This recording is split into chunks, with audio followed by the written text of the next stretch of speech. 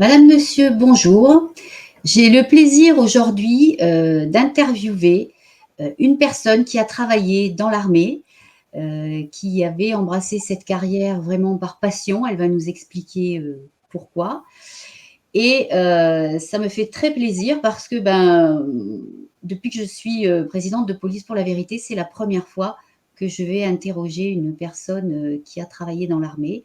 Et je regrette d'ailleurs de ne pas recevoir plus régulièrement des militaires en service ou retraités, parce qu'ils ont eux aussi beaucoup de choses à nous dire sur leur profession, sur leurs difficultés, sur leur passion aussi pour la défense de notre pays. Alors, bonjour Sophie, Bonjour que Cathy. j'accueille. Donc, Sophie Lefez, qui va nous parler de son parcours personnel. C'est la première interview, donc elle va être plus personnelle.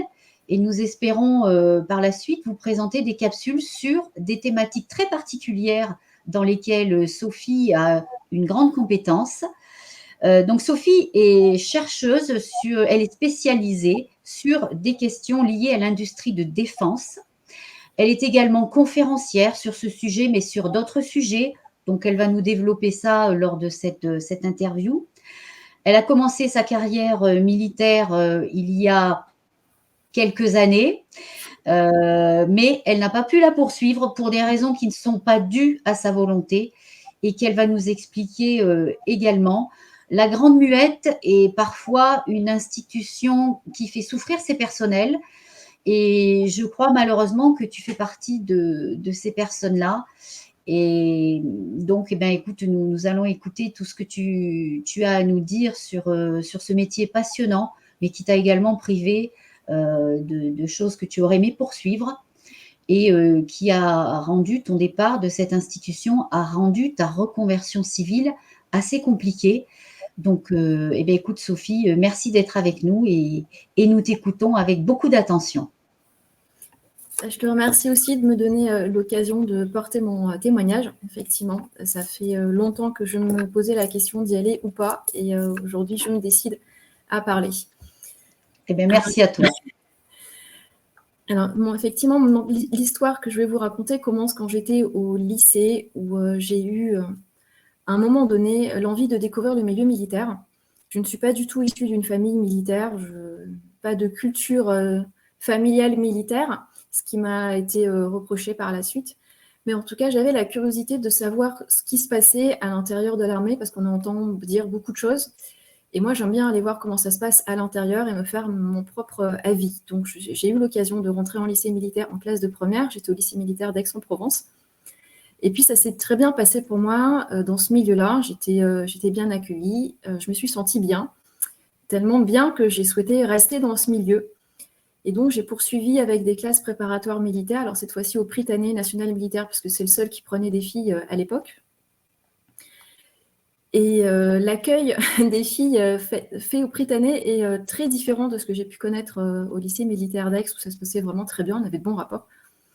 Là-bas, on nous fait comprendre tout de suite qu'on n'a pas notre place dans cette école. Les élèves doivent choisir l'école qu'ils veulent faire après, donc soit Saint-Cyr, l'armée de terre, l'école de l'air, l'école navale, ou au Polytechnique d'ailleurs. Et selon les choix futurs d'orientation, quand on est en première année, il y a des règles différentes qui s'appliquent. Donc il y a des règles liées à ce qu'on appelle le bahutage ou le bizutage en langage civil.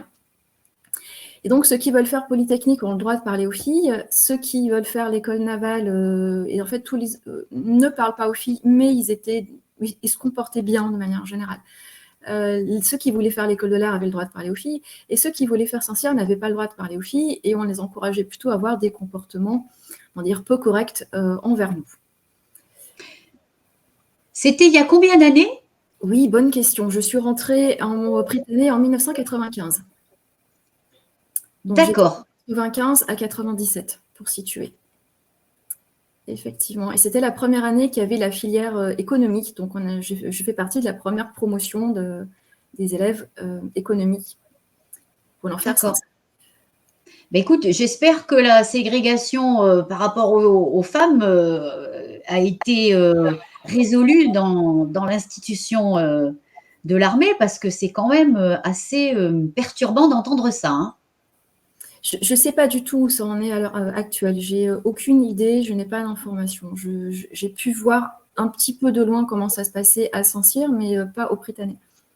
D'accord. Mais écoute, s'il y a des femmes militaires qui nous écoutent, elles peuvent, par l'adresse de Police pour la vérité, nous contacter, parce que si elles souhaitent donner leur témoignage, ça pourrait être vraiment intéressant. Merci.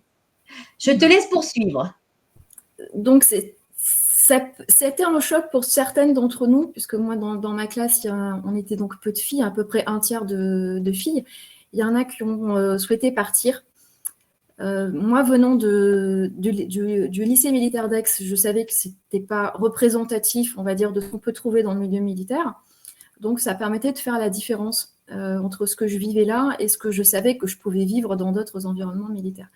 Cela dit, c'est quand même assez spécial quand même de passer 2 ans dans une classe sans s'adresser la parole, en fait. J'ai eu l'occasion de revoir un ancien de ma classe il y a à peu près 6 mois. Et ça fait très bizarre parce qu'il m'a adressé la parole comme si on était des vieux copains de classe. D'un certain point de vue, on était dans la même classe, copains de classe. Moi, je ne peux pas vraiment appeler ça de cette façon-là. Donc, en fait, c'était la toute première fois qu'on se parlait. Voilà, donc ça fait assez bizarre quand même. Et je pense que les gens qui n'ont pas vécu ça ont du mal à se rendre compte de ce que ça fait de vivre dans cet environnement-là pendant quand même 2 ans. Alors nous, dans notre classe, ça se passait relativement bien, ça se passait de manière plus difficile dans la filière lettres, par exemple.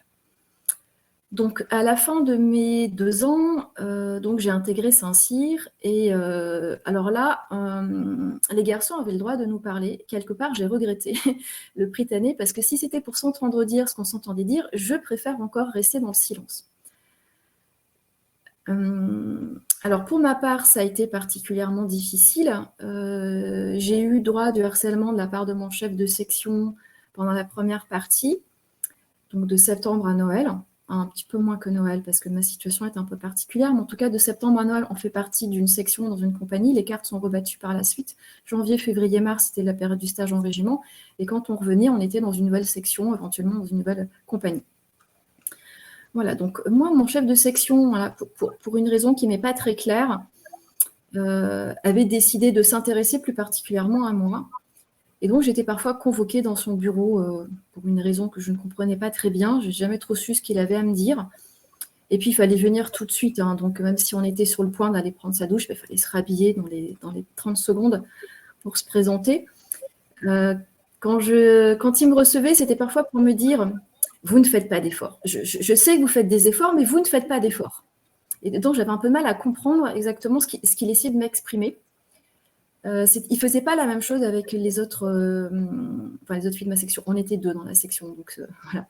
Mais avec les autres garçons, je ne crois pas non plus. Donc pour moi, ça a été assez difficile, cette période-là, parce que je trouvais que j'avais une pression en fait plus particulière, ce qui m'a mené à faire un peu plus de bêtises que d'autres, du fait de cette pression-là. Parce qu'évidemment, quand on fait des bêtises, on fait des reproches après derrière. On se trouve dans une espèce de cercle vicieux. Ça devient assez difficile de s'en sortir. C'est ça. Alors, excuse-moi, Sophie, tu dis que vous étiez 2 filles dans ta section, mais une section, ça comprenait combien de personnes? Une vingtaine. Une vingtaine, d'accord. D'accord. Voilà, donc ça, c'était la première partie. À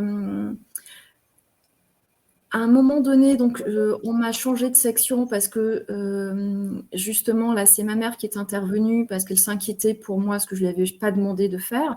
Elle est quand même intervenue auprès de l'école. Et on m'a changé de section donc, pour le dernier mois.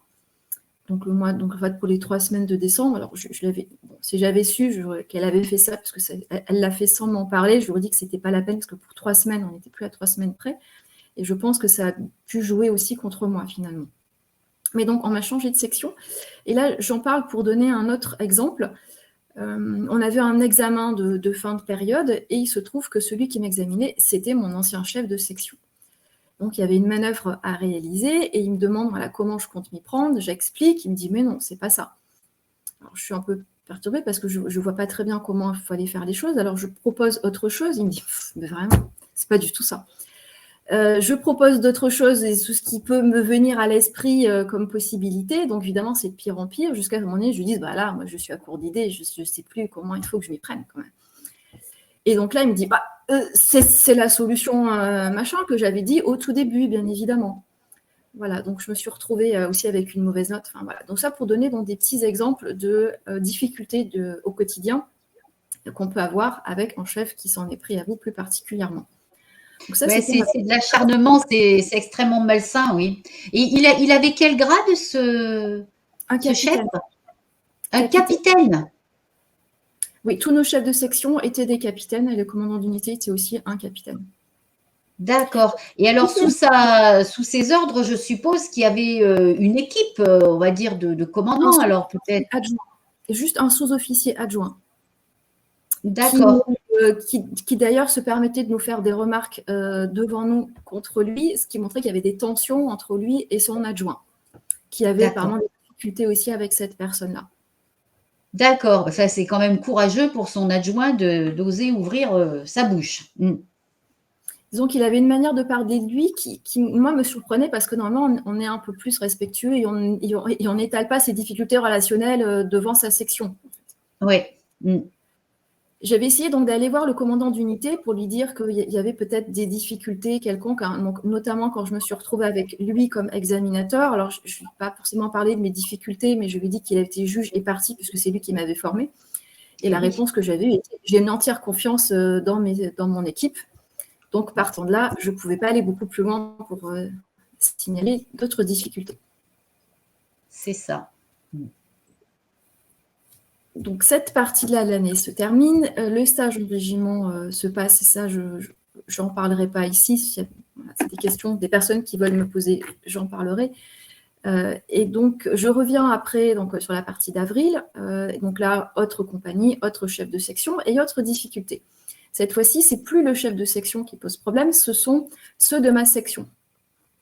Par exemple, quand je suis élève de jour et que j'ai dit en avant-marche, il y en a qui vont aller ramasser des fleurs, des champignons et d'autres choses. Donc, c'était quand même compliqué au quotidien.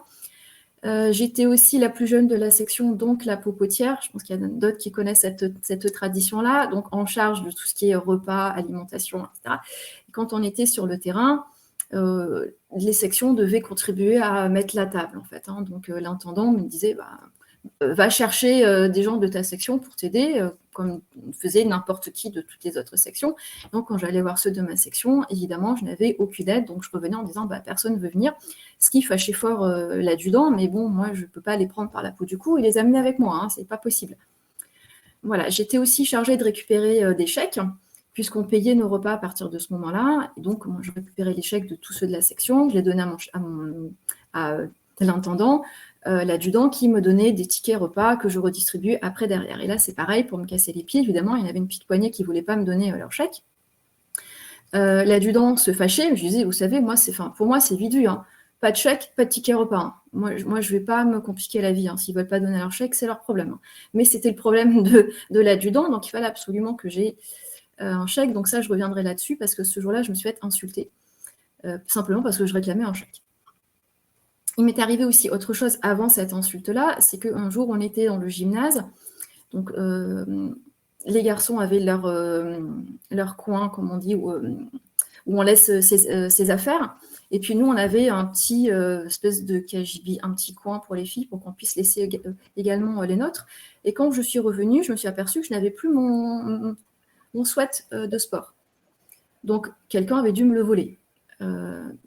J'en informe mon chef de section, voilà, je ne retrouve plus mon sweat. Est-ce que je peux prendre un peu de temps avant qu'on reparte pour chercher ? Donc, il m'a laissé le temps pour faire le tour. Je n'ai eu aucune aide. Le chef de section n'a pas demandé à ce que quelqu'un qui cherche avec moi ou que quelqu'un fouille le gymnase avec moi. Rien du tout. Donc, je me suis débrouillée, j'ai fait le tour. Et puis, je n'ai jamais rien trouvé. Donc, ce sweat est définitivement perdu.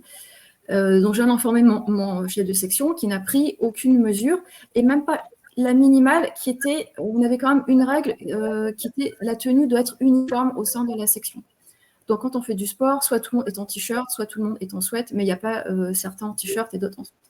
Et donc là, il m'aurait semblé assez juste que, étant donné que moi, je n'avais plus mon sweat, que tout le monde se retrouve en t-shirt.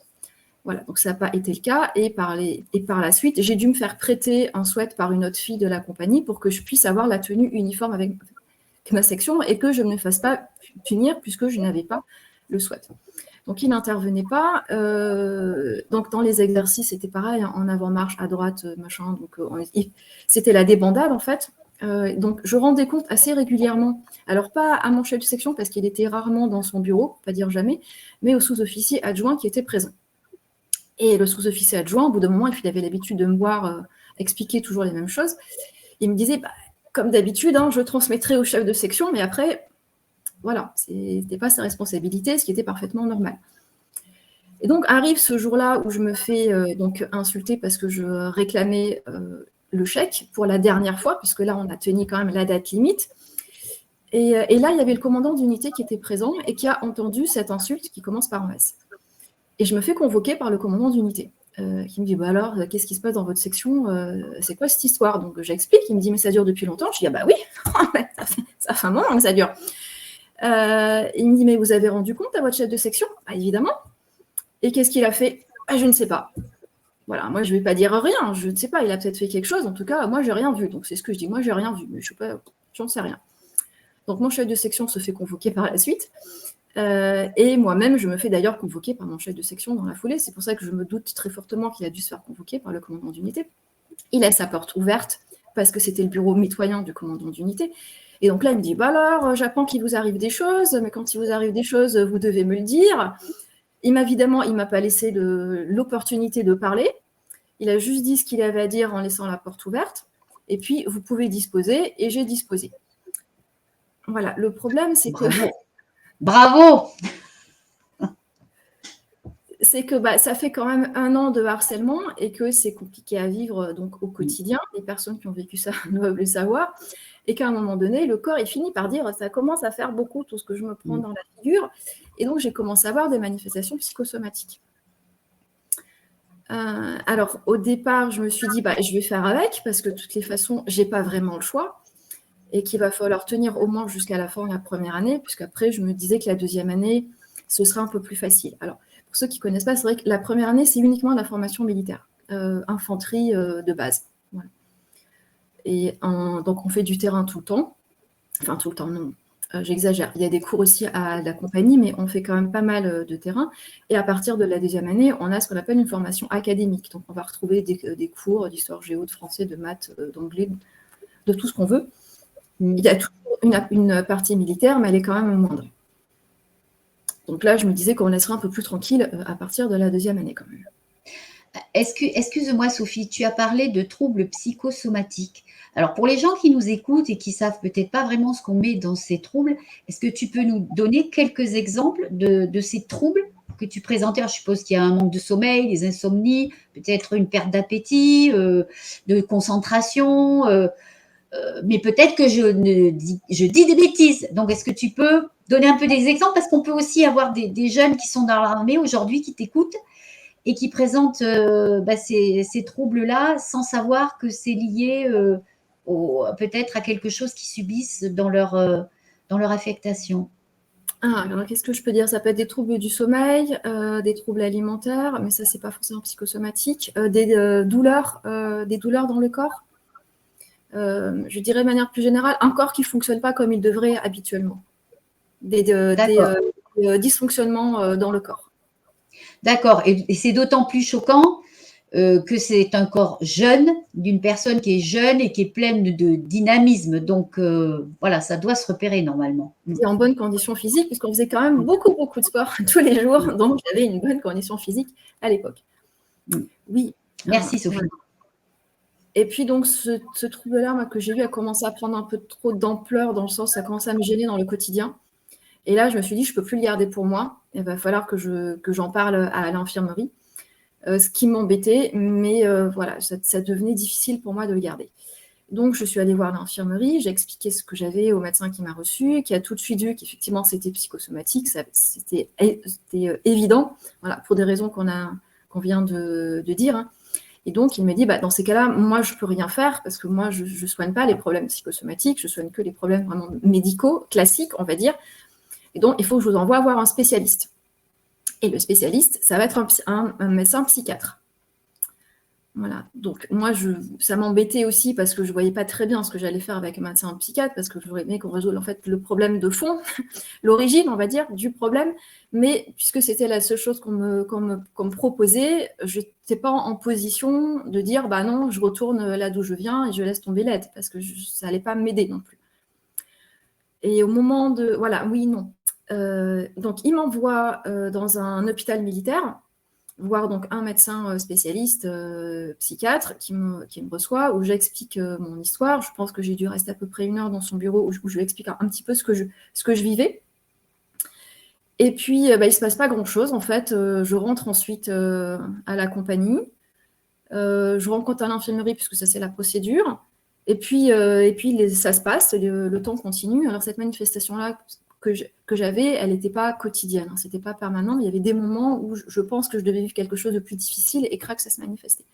Donc les jours passent, et puis l'infirmerie me convoque et me dit, bah voilà, ce médecin voudrait vous revoir. Alors je signale que jusque-là, j'avais pas eu de médicaments, j'ai pas eu de traitement, j'avais rien en fait. Hein. Donc on me laissait comme ça pour l'instant, et donc quand on me dit ce médecin veut vous revoir, je me dis, bah peut-être que là, il va se passer quelque chose. Et au moment où je quitte l'infirmerie, ce médecin me dit « Au fait, prenez quelques affaires au cas où ». Bon, alors je fais mon sac. Quelques affaires, je ne sais plus s'il dit quelques affaires ou pour 3 jours, mais enfin, moi, dans l'idée, dans mes souvenirs, c'était de l'ordre de grandeur, c'était juste 3 jours. Voilà, donc je fais mon sac, mes affaires. Je pars et en fait, je suis restée, je crois, 2 semaines. J'avais pas assez d'affaires, donc il a fallu que quelqu'un m'en amène parce que je n'avais pas prévu pour une durée si longue. Et donc là, ce médecin me reçoit aussi une première fois où à nouveau je raconte un peu mon histoire. Et puis toutes les fois d'après, c'est lui qui racontait sa vie. Alors je précise qu'il le faisait pas que avec moi en fait, hein, puisque à la cantine de l'étage où on était de l'hôpital, j'entendais d'autres personnes parler qui étaient avec lui et qui se plaignaient que c'est lui qui racontait tout le temps sa vie. Donc je peux toujours la raconter maintenant. Parce que j'en ai encore des souvenirs, mais je ne voyais pas très bien ce que je faisais là, ni pourquoi me garder. C'est ça, 15 jours que je suis restée. Pourquoi me garder... En fait, tu as été hospitalisée. Oui, je me suis retrouvée effectivement hospitalisée. Dans une unité psychiatrique. Exactement. D'accord. Voilà. Et donc, je ne sais pas très bien ce que je faisais là, tellement qu'à un moment donné, je suis allée voir l'infirmière et je lui dis, je ne peux pas aller voir quelqu'un d'autre, en fait, parce que là, je ne vois pas très bien ce que j'y gagne. Et elle me dit, mais non, c'est pas possible. Et en fait, on a eu un dialogue de tour qui a duré vraiment en plusieurs minutes, parce que en face du bureau du médecin que j'allais voir, il y avait un autre médecin psychiatre qui accessoirement était une femme. Et je me suis dit, bah, comme moi je viens pour mon problème et que lui, je ne le vois pas très compétent puisqu'il me raconte sa vie toute la journée, je peux pas aller voir quelqu'un d'autre dans le bureau juste en face, il y a juste le couloir à traverser. Et peut-être que là, j'aurai de l'aide. Et cette infirmière me répétait que c'était pas possible. Parce que lui, c'était un médecin expert. Et je lui disais qu'il fallait que ça me fasse qu'il soit expert. Moi, je viens pour mon problème. Et donc, à un moment donné, voyant que vraiment je ne comprenais pas, elle arrête, elle me dit, mais vous ne savez pas que vous êtes en expertise. On vous a envoyé ici pour faire une expertise. Et moi, je suis tombée des nues parce que personne ne m'avait prévenue. Je n'étais pas au courant. Donc, effectivement, ça m'a arrêté net. Là, d'un coup, je n'ai plus rien à dire. Et j'ai compris qu'effectivement, je n'avais pas le choix et que c'était le seul médecin expert de l'étage et qu'effectivement, il fallait que j'en passe par là, quoi. Mais je ne savais pas ce que c'était qu'une expertise non plus, d'ailleurs, puisque personne ne m'avait rien expliqué jusqu'alors, quoi. Voilà. Donc déjà, il fallait que je digère la nouvelle et je n'ai même pas pensé sur le choc à demander à cette infirmière ce que c'était qu'une expertise, pourquoi, ça mène à quoi. Voilà, aucune idée. Donc déjà, j'étais pas mal secouée parce que l'année à Saint-Cyr était déjà difficile. Là, je me retrouvais, je ne savais pas très bien ce que je faisais là, avec quelqu'un qui me parlait de la vie merveilleuse qu'il avait dans sa précédente affectation, parce qu'il jouait au tennis avec quelqu'un, le ciel était beau, il m'a parlé de sa fille, qu'il a fait la tapisserie de chez lui, enfin voilà, tout un tas de trucs. Je me dis, mais monsieur, qu'est-ce que je fais là? Je n'étais pas reçue tous les jours par lui, donc les autres jours, j'attendais que ça se passe. Alors, comme j'étais extrêmement fatiguée, parce que l'année à Saint-Cyr, elle était fatigante, j'en profitais pour dormir, donc ça permettait de passer un peu le temps, puis d'avoir la paix aussi, d'avoir cette sollicitation permanente, donc ça faisait du bien. Mais donc voilà, les 2 semaines sont passées, puis on m'a dit que je pouvais rentrer, enfin pas chez moi, mais à la compagnie. Donc je suis rentrée à la compagnie et on m'a gardée à l'infirmerie. Ce qui quelque part me faisait du bien, je n'avais pas forcément envie de retourner à la compagnie pour revivre encore d'autres difficultés. Ah oui, parlant des difficultés, ça c'était pas mal aussi. Je sais, alors mes souvenirs sont pas très clairs, donc je sais pas si on m'a gardée à l'infirmerie tout de suite ou si on m'a pas renvoyée à la compagnie d'abord, mais je me souviens d'une période quand j'étais hospitalisée là, les 2 semaines, mon chef de section m'a dit « Profitez-en pour prendre vos classeurs et réviser parce que de retour, il y aura les examens de chef de section, nouveau chef de section. » Voilà, donc effectivement, je suis rentrée, donc je n'étais pas du tout à l'infirmerie, je suis retournée à la compagnie et j'ai passé mes examens d'ailleurs donc de chef de section, où ça ne s'est pas très bien passé pour moi. Alors en plus, j'avais des feutres qui s'effaçaient sous l'eau. Et il a plu ce jour-là sur les classeurs, donc effectivement, mes annotations... Alors, les autres peuvent se faire prêter des feutres non effaçables, hein, ceux de ma section qui sont copains avec les autres. Mais étant une fille, évidemment, on n'allait pas me prêter des feutres non effaçables. Donc, mes réponses se sont effacées, ce qui explique certainement en partie au moins mes mauvaises notes. Donc, je me suis fait convoquer par mon chef de section qui m'a dit « Mais alors, pourquoi vous avez raté vos examens, chef de section ?» Genre, je m'étais auto-sabotée, quoi. Donc, j'ai même pas parlé du coup des feutres parce que c'était pas la peine que j'en parle, mais je lui ai expliqué que vu ce que je vivais et mes difficultés, et je crois que le médecin avait dû me dire qu'il fallait que je me prépare à changer de carrière. Voilà, donc je lui raconte ça, je lui dis voilà, vous pouvez comprendre que c'est un peu compliqué ce que je suis en train de vivre quand même à ce moment-là. La conversation s'est arrêtée là et je pouvais disposer et c'est pas aller plus loin avec le chef de section. Donc effectivement, c'est vrai que j'ai rarement raconté cette histoire-là, j'ai pas forcément des souvenirs extrêmement précis, mais j'ai ce souvenir de ce chef de médecin effectivement, qui me convoque de retour de mon hospitalisation de 15 jours, qui me fait patienter. J'ai patienté toute la matinée dans la salle d'attente. Je suis arrivée à 8h du matin, il m'a reçue à midi. Je voyais tout le monde qui passait, et puis moi je passais pas. Donc il m'a reçue quand il n'y avait plus personne dans la salle d'attente. Pour essayer de me faire comprendre en douceur qu'il allait falloir que je change effectivement de carrière et que je ne pourrais pas rester là tout en n'ayant pas vraiment d'informations des raisons. Donc mes informations qu'on m'a données sont toujours arrivées au compte-gouttes et généralement avec un peu de retard, comme le coup de l'expertise qu'on ne m'a pas expliqué. À partir de là, donc à un moment donné, je me suis retrouvée effectivement à l'infirmerie, je ne sais plus bien quand. Et il y a une capitaine de l'administration qui venait me voir de temps en temps pour m'expliquer la suite de la procédure. Et donc, elle m'a expliqué à un moment donné que j'allais passer devant une commission de réforme et qu'à ce moment-là, je pourrais avoir un temps de parole, en fait, où j'allais pouvoir expliquer un peu les choses aussi de mon côté. Et ensuite, ils allaient délibérer et puis je serais reçue pour qu'ils me disent la suite à donner à mon dossier. Donc moi, j'avais préparé tout ce que je pouvais raconter justement de mon vécu, tout simplement. Et le jour où je suis retrouvée donc, devant la commission de réforme, il y avait quelqu'un d'autre à côté de moi qui patientait et qui me racontait ses propres difficultés. Lui, il était rentré dans les marins-pompiers ou sapeurs-pompiers, je ne sais plus lesquels. Il m'expliquait qu'il avait fait son service militaire là-dedans, que ça s'était bien passé, qu'il avait souhaité... rester et qu'à partir de là, il a eu des problèmes et qu'il se retrouvait là. Donc lui aussi, il n'était pas très bien. Donc il est reçu ensuite par cette commission-là. Je le revois plus, ça ne dure pas très longtemps. Et puis je suis reçue et là, on me dit, bon voilà, nous avons étudié votre dossier et nous avons décidé de vous réformer, suivre ce qui était marqué en fait dans le dossier. Est-ce que vous avez des questions ? Là, je me suis dit, tout le beau discours que j'avais préparé pour expliquer mon point de vue, mon histoire, essayer de défendre un peu mon cadre, et puis tout ça, ça s'est écroulé. Donc, la seule question que j'avais à dire, c'est c'est quoi la suite du programme alors maintenant, hein, voilà. Oui, c'est vraiment pas contradictoire, quoi. Le truc, c'est ficelé avant même que tu rentres dans la pièce. Oui, complètement. Voilà, donc Alors, avant que je poursuive sur ma procédure de réforme, parce que j'ai encore une autre étape aussi qui a été assez particulière, je m'étais posé la question à l'époque de demander une contre-expertise, parce que j'en avais le droit, on m'avait expliqué que j'avais le droit d'en demander une. Mais je me suis dit, vu comment ça c'est en train de se passer là, où il n'y a pas vraiment d'expertise, parce que moi, je n'ai pas vu à quel moment j'étais expertisée, je n'ai pas vraiment compris, hein. Je me suis dit, il est possible que ça se reproduise la fois d'après, si je demande une expertise, et donc dans ces cas-là, j'aurai 2 personnes qui considèrent que je suis inapte. Ce qui pour moi était faux, et donc ça aurait renforcé un truc qui pour moi était profondément injuste.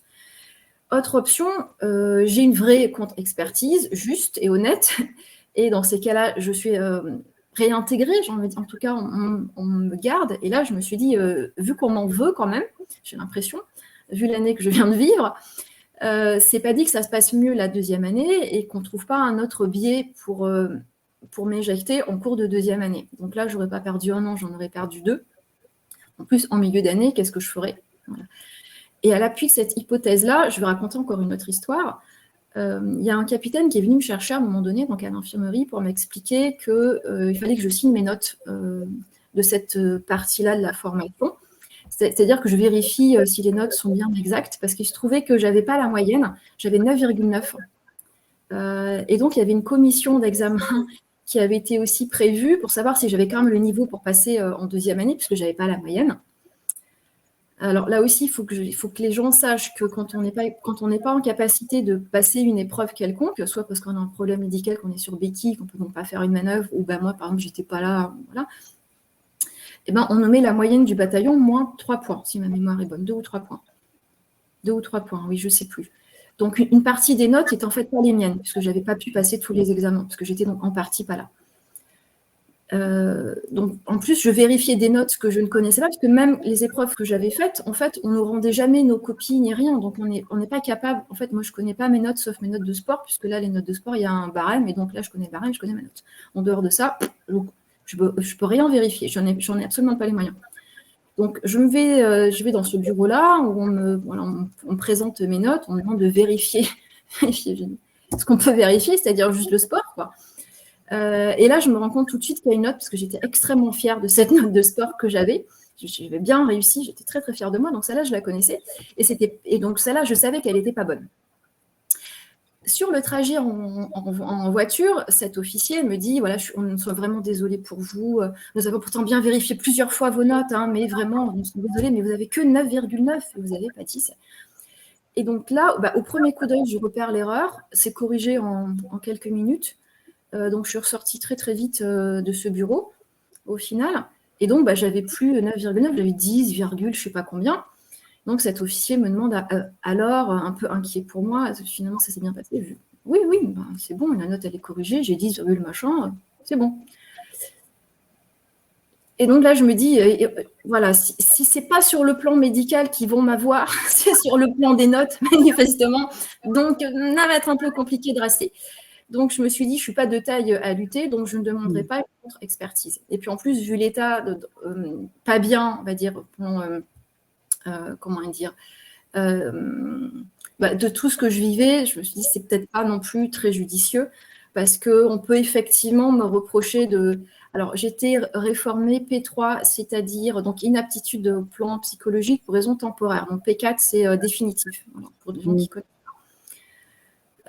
Ce qui est déjà rassurant qu'on reconnaisse que je n'ai pas un problème définitif, c'est déjà pas mal.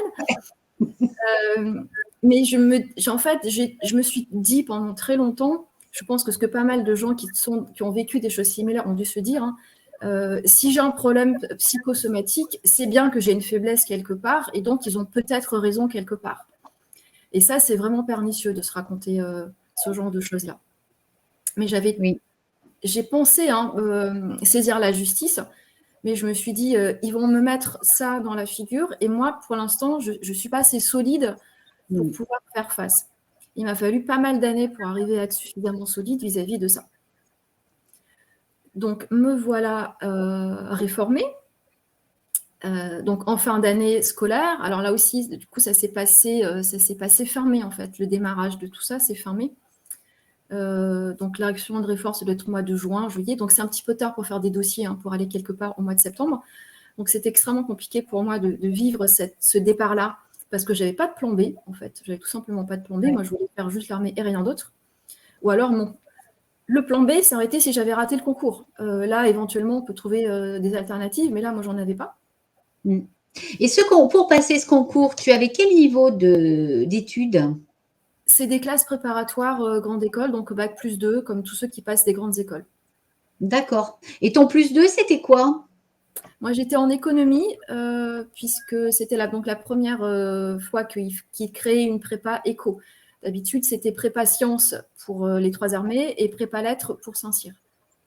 Et là, il y Ah, avait aussi, d'accord. Ton +2, c'est la classe préparatoire que tu as fait dans l'armée. oui, c'était le D'accord. même programme qu'une classe prépa civile, hein. D'accord. OK. Parce qu'en OK. fait, l'épreuve de Saint-Cyr filière éco était constituée d'un patchwork d'épreuves qui existaient déjà, le résumé de telle école de commerce, Mmh. l'épreuve de langue de telle école de commerce. Ils avaient pris comme ça tout un ensemble d'épreuves et constitué l'épreuve de Saint-Cyr sur cette base-là. D'accord. Donc ça me OK. faisait une équivalence de DOG, mais voilà, une équivalence de DOG. Et 1 an de service militaire, puisque ça fait une équivalence de service militaire en fait, mais comme de toute façon c'était supprimé et j'étais une fille, ça ne me vançait pas à grand-chose d'avoir fait cette année D'accord. sur un plan Mmh, civil. C'est mmh, mmh. pas Oui, transférable. donc en fait, de l'instant où tu as mis un pied dans l'armée, dès la classe préparatoire, en fait, tu as subi une forme de harcèlement qui s'est répétée jusqu'à ce qu'ils te réforment, quoi. Oui, bah, si ce n'est qu'en prépa, ça se vivait relativement bien, je dirais, parce que toutes les filles regroupées, ça faisait quand même un certain nombre de filles. À Saint-Cyr, on était 5 sur 200, Ah ouais. Mmh, divisé en mmh, 2 mmh. compagnies. Donc une compagnie avec 2, une compagnie avec 3. Donc D'accord. ça fait quand même pas lourd en termes de soutien. Aujourd'hui, je sais qu'il y a davantage de filles, donc ça se vit mieux. Oui, puis Mmh. en prépa, voilà, on était quand même un peu plus massif. Pour moi, c'est plus facile à vivre quand on est quand même un certain nombre, Oui. avoir plus de soutien. Et puis, donc, il y en avait qui étaient pas très sympas, genre nous balancer des poubelles d'eau quand on passait sous les fenêtres, mais d'autres qui ne nous disaient rien. Ouais. D'accord. Et pour décrocher donc ce concours, je suppose que tous les gens qui ont fait les 2 années de préparatoire n'ont pas réussi le concours de Saint-Cyr. Tout à fait, tout à fait, Donc, tout à fait. donc quand même, tu faisais partie des meilleurs de la classe préparatoire pour accéder. Et en plus, à mon époque, et je crois que c'était la dernière année, il y avait encore des quotas pour les filles pour entrer à Saint-Cyr. Ils les ont supprimés après. Donc, c'était 2 ou 3 maximum par filière, Ben ce qui oui. explique qu'on n'était pas très nombreuses. Voilà, cette année-là, il y avait personne qui avait été admise en lettres. Voilà, donc il y Mhm. avait 3 scientifiques et 2 en éco. C'est pour ça qu'on était 5. D'accord. Donc c'est quand même dingue parce que tu étais quelqu'un qui avait des compétences, la preuve, hein, les classes préparatoires, c'est quand même pas facile, hein, c'est pas une partie de plaisir. Tu décroches ton concours, c'est quand même dingue derrière de maltraiter encore des personnes qui ont arraché leur place par le travail, quoi. Hein, c'est vraiment frappant, quoi. Enfin, tu te dis, mais rien n'arrête les gens qui ont envie de nuire aux autres. Rien ne les arrête. Moi, je l'ai mal vécu parce que, à part la suite, on m'a dit, mais pourquoi tu ne repasses pas d'autres concours de la fonction publique? Et moi, j'ai toujours dit, mais j'en ai déjà passé un, je l'ai déjà réussi, j'ai déjà mérité ma place. Je vois pas pourquoi je me retaperais encore la préparation d'un concours. Voilà, sauf qu'aujourd'hui, je suis en train d'en préparer un parce que je suis dans une impasse et qu'il faut que je m'en sorte. Voilà, donc je suis en train de repréparer encore un concours. D'accord, mais ça, on le verra peut-être un petit peu plus tard, parce qu'il y a quand même tout ton Oui. chemin. Pourquoi tu es dans une impasse? Alors, je tiens à dire quand même quelque chose, c'est que quand je me suis fait donc insulter parce que je voulais le chèque, j'ai expliqué que le commandant d'unité l'avait entendu, qui m'avait convoqué. Lui, il a puni cette personne-là. Il l'a fait. Donc ça, j'en remercie énormément. Le problème, c'est que ça arrivait trop tard pour moi parce que je suis Bien partie dans sûr. la foulée. Voilà, donc ça n'a pas pu m'aider à rester. Parce que si ça avait été fait plus tôt, ça aurait calmé les ardeurs là, de ce petit groupe de 3 qui était assez pénible. En fait, c'était surtout 3. Hein. Le gros, comme d'habitude, dit rien. Voilà, c'est ce qu'on voit dans la société de manière générale. Et il y en avait un qui, de temps en temps, osait dire quelque chose au groupe, voilà, qui se calme un peu. Mais c'est ce qu'on voit traditionnellement. Voilà. Donc, ça ne m'a pas permis de rester, malheureusement. Mais il a fait quelque chose. Donc, je suis partie en essayant de me raccrocher un petit peu à ce que je pouvais, ce qui n'était pas évident.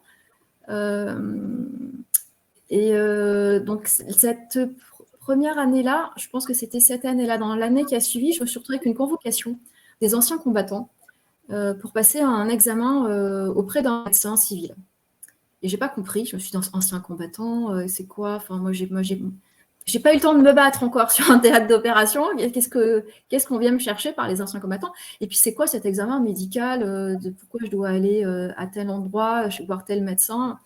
Je ne sais même pas quelle est sa spécialité, d'ailleurs, je m'en souviens pas, j'ai jamais tellement su. Je pense qu'il doit être neurologue. Voilà, donc j'étais en panique et ça m'avait vraiment stressée.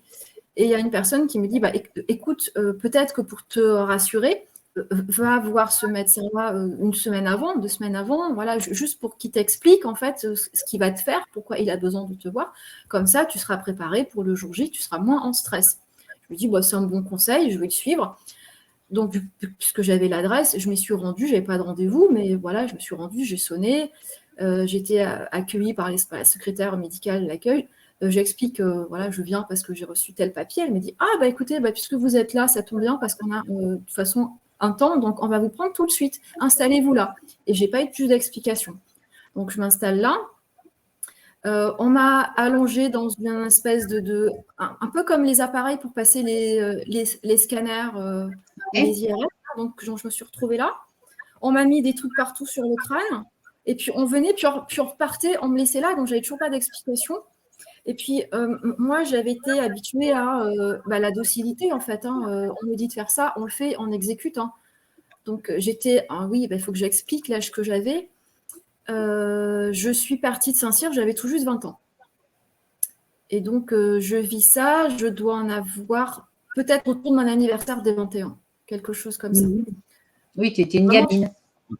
J'étais vraiment très, très jeune, donc on me dit « mets-toi là », je me mets là, quoi, je ne pose pas de questions. Et puis, en fait, moi, j'ai dit pourquoi je venais et j'attends sagement qu'on m'explique pourquoi on m'a convoquée. On ne m'a jamais expliqué pourquoi j'étais convoquée. Donc, on passe un examen là, je ne sais toujours pas ce qu'on fait. On me dit « attendez là, venez ici, installez-vous là, machin, là ». Je me retrouve ensuite convoquée dans le bureau du médecin. Je ne sais même pas trop quelle est la spécialité. Et puis j'attends toujours qu'on m'explique ce que je fais là, en fait. Et il m'a pas bien expliqué. Mais donc lui, il avait tout mon dossier médical, donc il avait en fait tout ce qui avait été écrit sur moi, dont moi je n'avais pas connaissance. Et puis il me demande un peu, donc si je sais ce que je fais là, je suis non, c'est toujours pas ce que je fais là. Ça le surprend. Et puis, on a un petit peu pareil de dialogue un peu de sourd parce qu'on n'est vraiment pas sur le même plan. Et il pense connaître mon histoire mieux que moi puisqu'il a le dossier. Moi, j'essaye de lui expliquer un peu mon vécu et en fait, voilà, ça passe pas.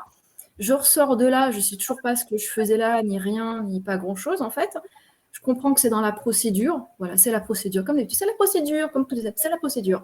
Mais j'étais pas prévenue, je sais pas à quoi ça sert, donc je ne sais pas à quoi ça sert, et je ressors de là, on n'a rien compris de ce qui m'était arrivé là, des 2 heures que j'avais passées dans ce cabinet médical.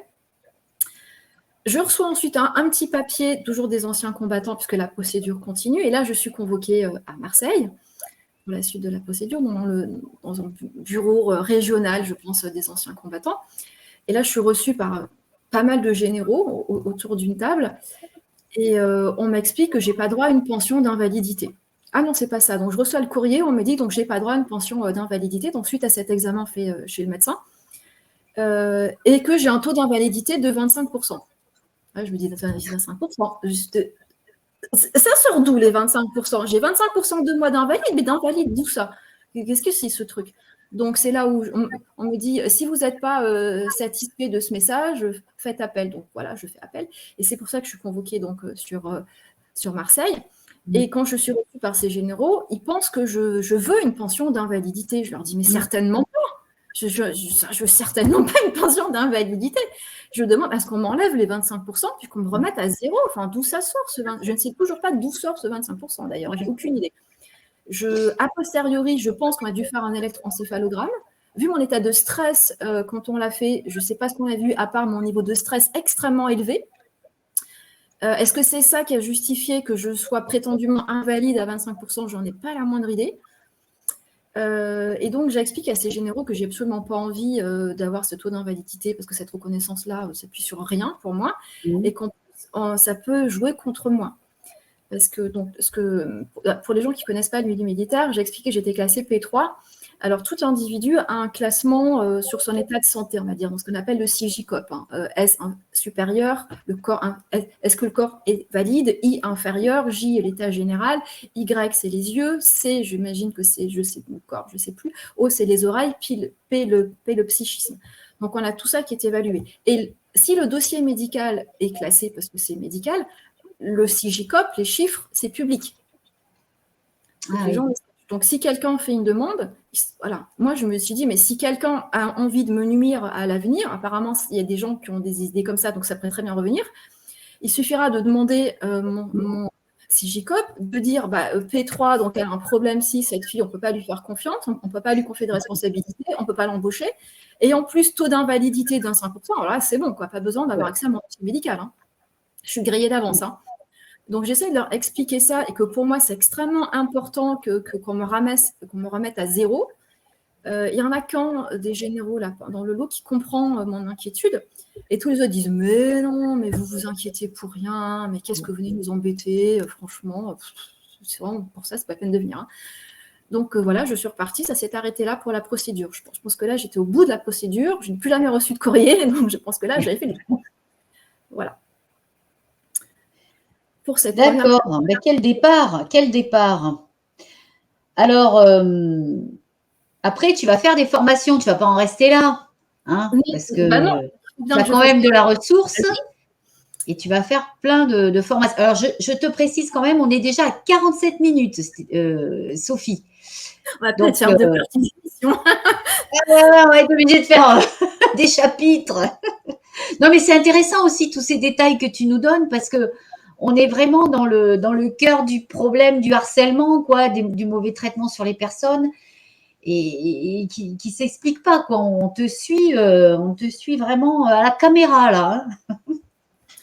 Oui, ce qui est compliqué, c'est qu'en fait, on n'a pas, enfin, moi, j'ai pas eu d'infos, quoi. Et les infos que j'avais se révélaient inexactes. Hein. Comme lors de la question de réforme, on pouvait parler, c'est pas ce qui se passe, qu'est-ce que je fais, quoi. Et en fait, avec le recul, je peux dire qu'il y en a un donc, dans son bureau qui regrettait terriblement la base aérienne où il était avant parce que c'était la vie merveilleuse qu'il avait. Quand je l'écoutais, c'était le paradis. Hein, sur Terre. Donc, je pense avec le recul que moi, ce que je lui racontais, c'était l'enfer et qu'il a juste pas cru ce que je lui racontais.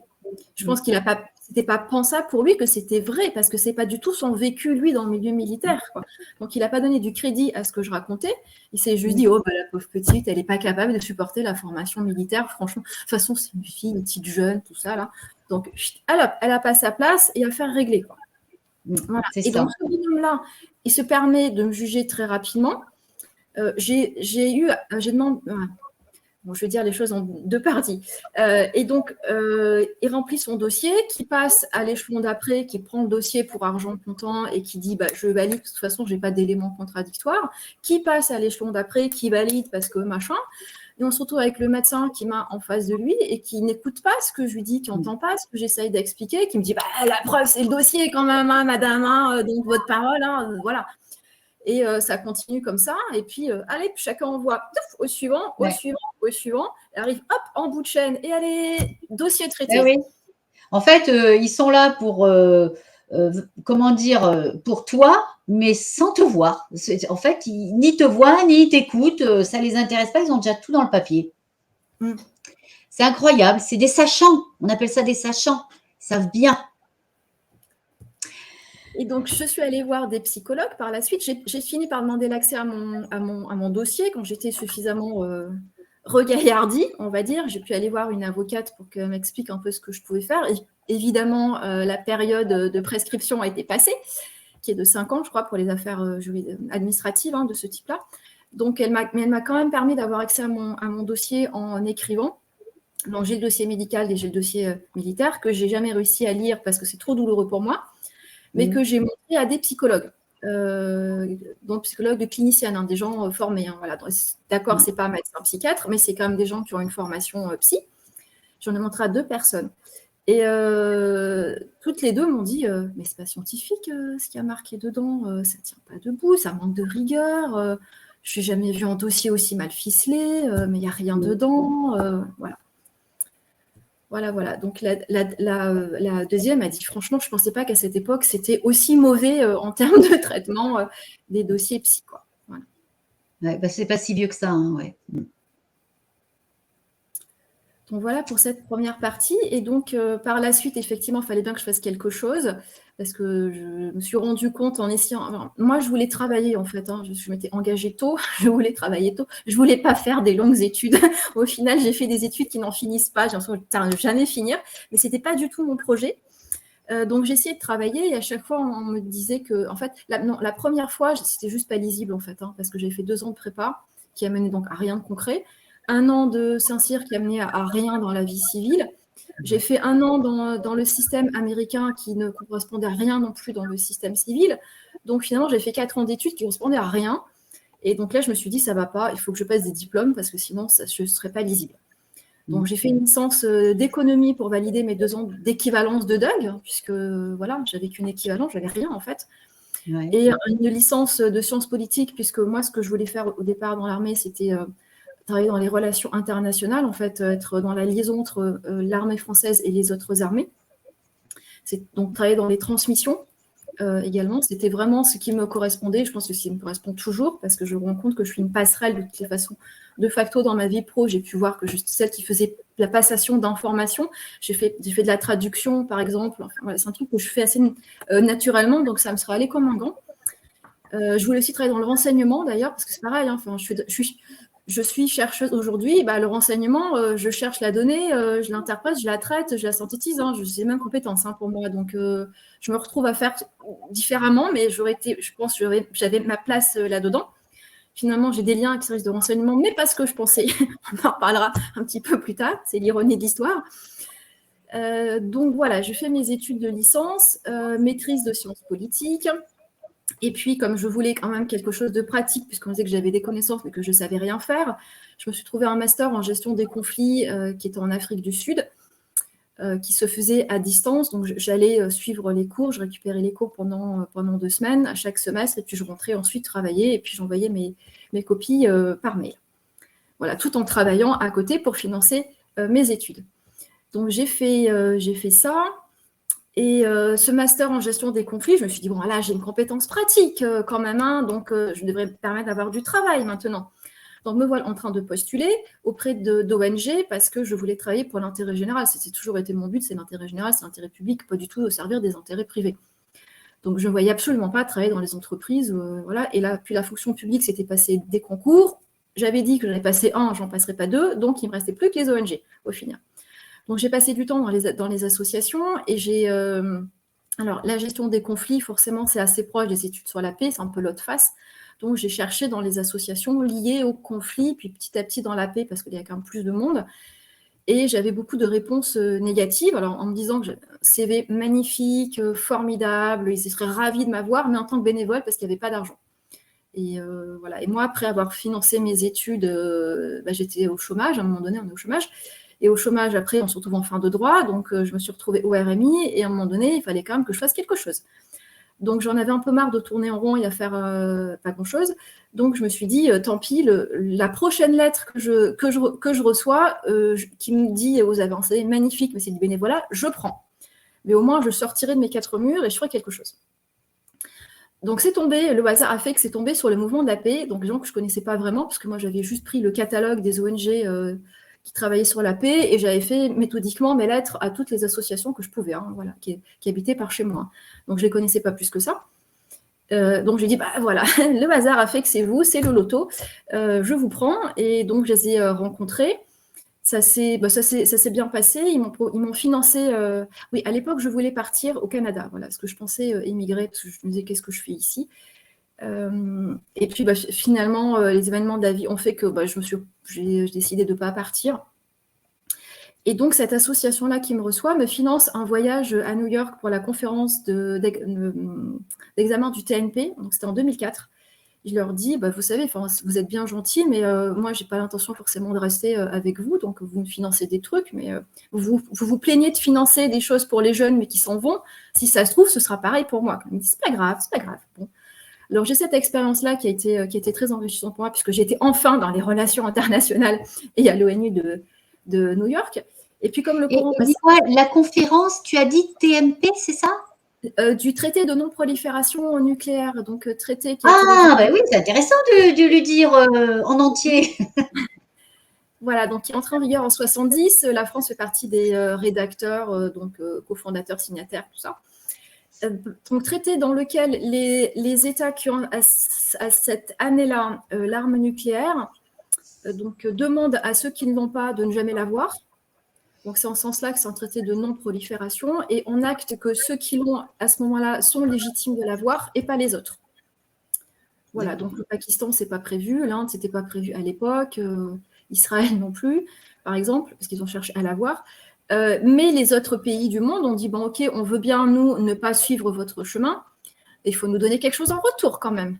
Donc, l'article 7, par cet article-là, les États reconnus comme étant des États nucléaires s'engagent à renoncer à leur armement nucléaire et donc à désarmer à un moment donné, un jour ou l'autre.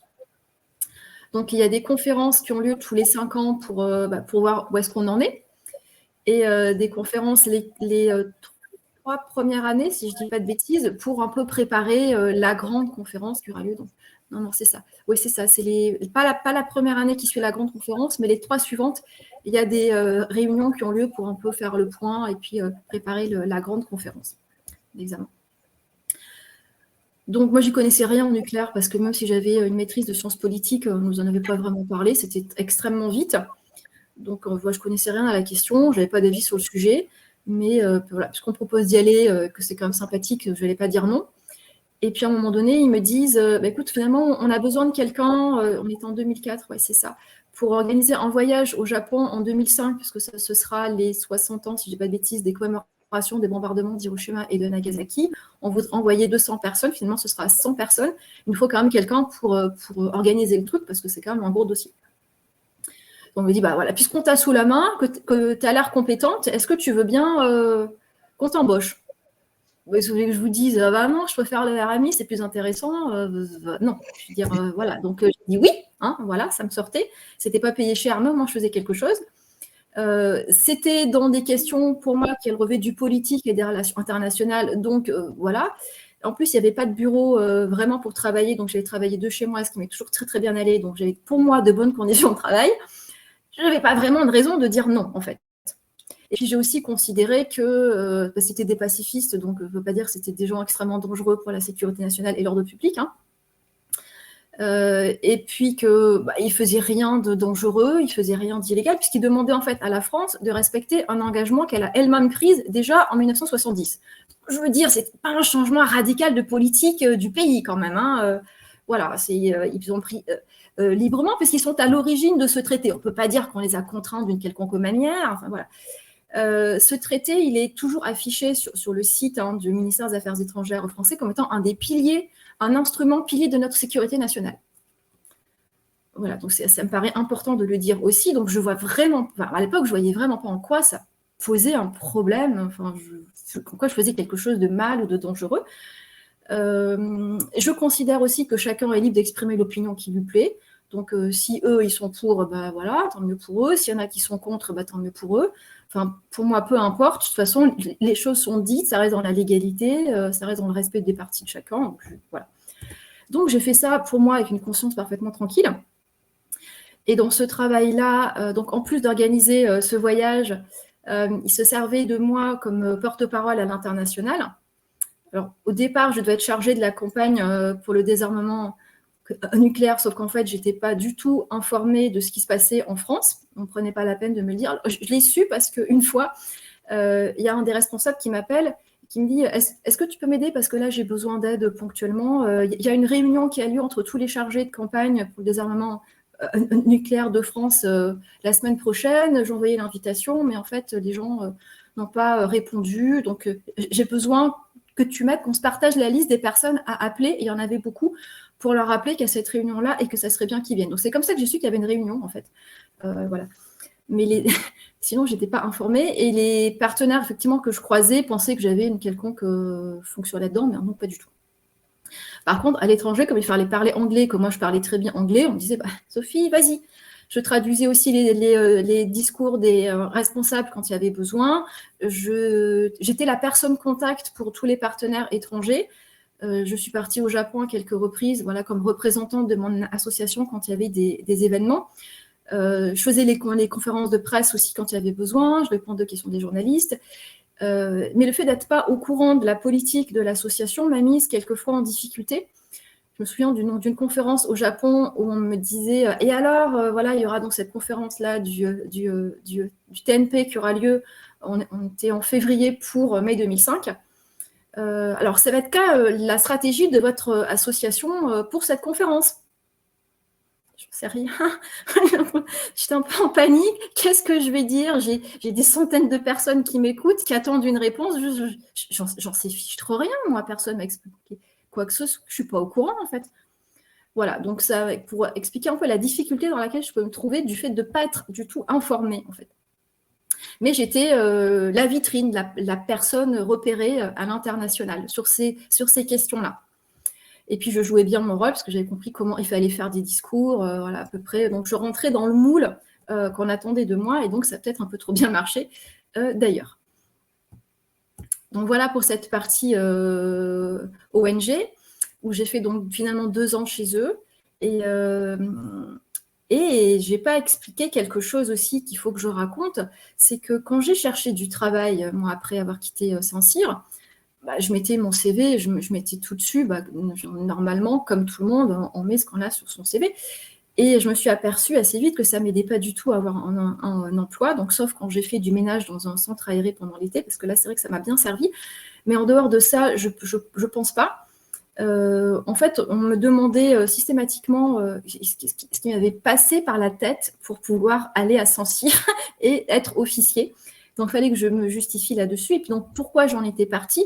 Ce qui m'était aussi en difficulté, parce que je ne me sentais pas en capacité d'expliquer la vraie raison que je viens d'expliquer là, donc publiquement.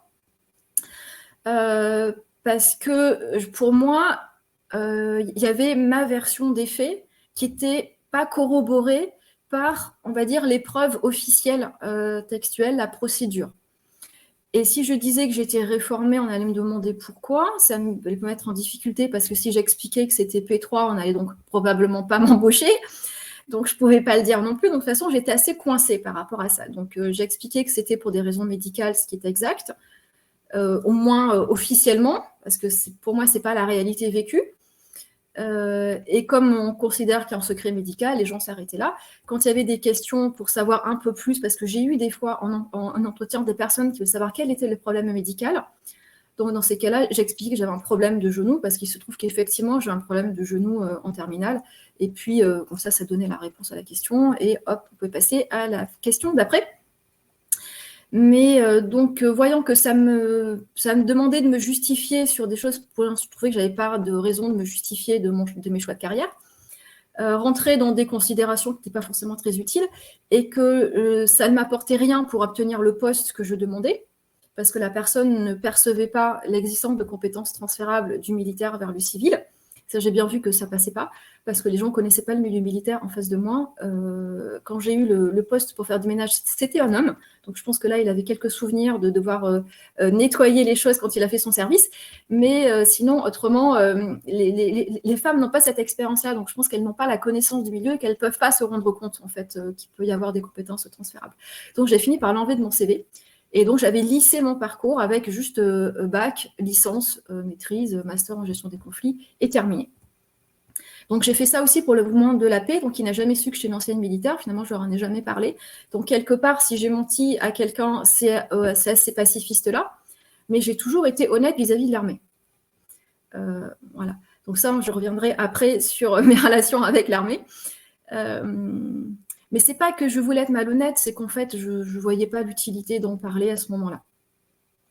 Voilà, donc ils me pardonnent si jamais ils regardent cette vidéo et qu'ils disent « Comment ça, Sophie nous avait caché ça ?» Voilà, je suis désolée. Donc, j'arrive à la fin de mes 2 ans chez eux. Et donc là, je cherche à nouveau un travail. Je cherche toujours dans le milieu associatif parce que finalement, moi, j'étais plutôt bien là-dedans. Ça me correspondait bien. Et puis, dans le milieu nucléaire pacifiste, je connaissais un peu tout le monde et il n'y avait pas de poste puisque j'ai eu un entretien d'embauche mais qui n'a pas été concluant. Et donc, je me suis dit, bon, là, c'est bouché. Je vais chercher dans d'autres domaines de spécialité du milieu associatif. Et là, ça n'a jamais débouché sur rien du tout parce qu'on me répondait qu'il y avait toujours quelqu'un, un bénévole qui avait l'expérience spécifique du domaine, que ce soit le commerce équitable, la protection de l'environnement ou n'importe quoi d'autre. Donc, je me suis rendu compte que ça ne passait pas. Et on m'a conseillé de faire un bilan de compétences. Donc, j'ai fait un bilan de compétences. Je n'ai toujours pas parlé de mon passé militaire. J'ai un parcours extrêmement lisse et magnifique. Et à la fin de ces 6 semaines de bilan de compétences, la personne me donne le résultat et me dit, voilà, j'ai trouvé ce qui vous convient. C'est officier dans l'armée. Alors, heureusement que j'étais assise. Je lui dis, non, c'est pas possible. C'est une blague, c'est une plaisanterie. Comment ça se fait que parmi tous les métiers qui existent, je sais pas, dans le pays, il n'y en a qu'un seul qu'elle me sort, c'est celui-là. Elle m'en a jamais proposé d'autres. Alors je lui dis, vous savez, vous êtes gentil, ça pose un problème, c'est que j'en viens en réalité. Voilà.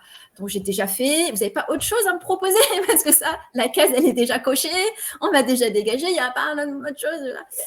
Et donc, non, vous n'avez rien d'autre. Donc je me suis dit, c'est terrible, c'est terrible. Si ça me revient, c'est qu'il doit y avoir une raison, quelque part. Peut-être que je retourne là-dedans, alors.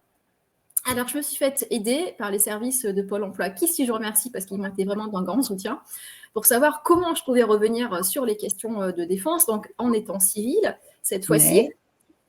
Et donc, j'ai réussi à faire ça, ce qui n'était pas forcément évident pour moi de premier abord. Il fallait raconter une histoire, retravailler le CV, retrouver une porte d'entrée, en fait. Et la porte d'entrée, ça a été faire un deuxième master, cette fois-ci à Paris 2, donc sur les questions de défense et donc notamment les questions d'industrie de défense. Et là, il faut que je remercie aussi le responsable de ce master parce que sans lui, j'aurais jamais pu rentrer parce que c'est quand même quelque chose qui m'a proposé. Oui, parce que j'ai mené ma petite enquête, enfin, pour savoir comment revenir sur les questions de défense. Donc, j'avais sollicité différentes personnes de mon réseau, le réseau du réseau, enfin, voilà, toutes différentes techniques conseillées par les agents de Pôle emploi, le réseau que j'avais eu aussi dans le milieu des pacifistes, donc ça a quand même servi malgré tout. Donc, j'ai eu de bons conseils et donc je rencontre aussi ce professeur-là qui me dit, en désespoir de cause pour vous aider, sinon j'ai ce master-là qui me présente comme étant le master marchand d'armes. Il me dit, si vous voulez, j'ai ça. Et comme j'avais vraiment pas grand-chose d'autre, je me suis dit, marchand d'armes, venant du milieu des pacifistes antimilitaristes, ce serait quand même... Je trouve qu'il y a quelque chose qui m'intéressait bien quand même. Ça m'a bien interpellée. Je me suis dit, allez, lançons-nous, faisons ça. Donc, c'est ce que j'ai fait. C'est un master qui se faisait en alternance. Alors, ce que j'ai vécu, je ne pourrais plus le vivre, je pense, à l'heure actuelle, où il faut que les étudiants fassent des candidatures en master dès le mois de mars, parce que ça, c'est une discussion que j'avais eue en août pour la rentrée de septembre. Donc, aujourd'hui, je pense que ce ne serait plus permis par le système actuel. Et je pense beaucoup aux jeunes aujourd'hui qui peuvent avoir des difficultés comme ce que j'ai connu et qui seraient bien dans la panade avec le système d'aujourd'hui. Eh oui, il faut qu'ils perdent une année. Ouais. Et ouais, ils perdent une année. Mais on le voit dans plein d'autres formations, en fait, où les jeunes, ils démarrent un truc, puis s'aperçoivent que c'est pas pour eux et ils perdent une année. Voilà.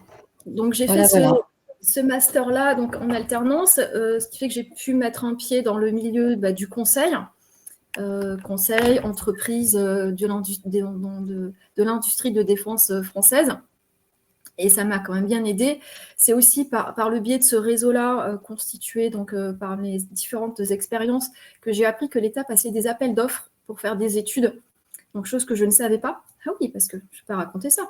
Mais quand j'ai quitté Saint-Cyr, j'étais reçue par le commandant du bataillon et par mon chef de section à la fin pour me dire au revoir.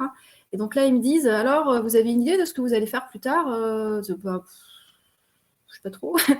Moi, pendant mes études de prépa, j'avais appris l'existence de l'IRIS, donc Centre de recherche, Institut de relations internationales et stratégiques, parce qu'il faisait le Ramsès, qui était un livre sur lequel on s'appuyait pour travailler. Donc, je connaissais juste ce centre-là. Donc, je leur avais dit, bah, je peux aller là. Moi, j'ai toujours des plans B, de toutes les façons. B, C, D, E, voilà. Donc, quand on me dit, tu as un plan, oui, j'ai un plan. Mais bon, après, ça ne veut pas dire qu'il est réaliste, que je vais le faire, que j'ai les moyens d'y arriver. Enfin, voilà. Donc, je leur ai dit ça parce qu'il fallait bien que je dise un truc. Mais d'ailleurs, c'est pas ce que j'ai fait au départ. Voilà. Mais il n'y a pas eu ce qu'il existe aujourd'hui d'aide au reclassement, on va dire. Voilà, ça a été bon, bah voilà, vous avez une idée. Ah bah vous me rassurez, comme ça je sais que je vous lâche pas dans la nature avec rien. Et puis au revoir. Voilà, il n'y a pas eu de vous avez besoin de quelque chose ou mais vous me dites ça, vous savez comment vous allez vous y prendre, rien du tout. Donc personne n'avait parlé de l'existence donc de ces études qu'on pouvait faire via des appels d'offres pour le ministère de la Défense. Donc, quand j'ai appris ça, je me suis dit, ah ben voilà, au moins, en tant que civile, je peux quand même faire quelque chose. Voilà. Donc, je fais mon année de master, je termine, donc là, j'ai mon petit diplôme. Et puis, l'alternance, c'est vrai que ça aide bien pour mettre un pied dedans. Et puis, il y a tout le réseau des anciens qui aident aussi beaucoup. Et donc, je me retrouve à travailler dans une PME qui fait donc du conseil, en cabinet de consultants.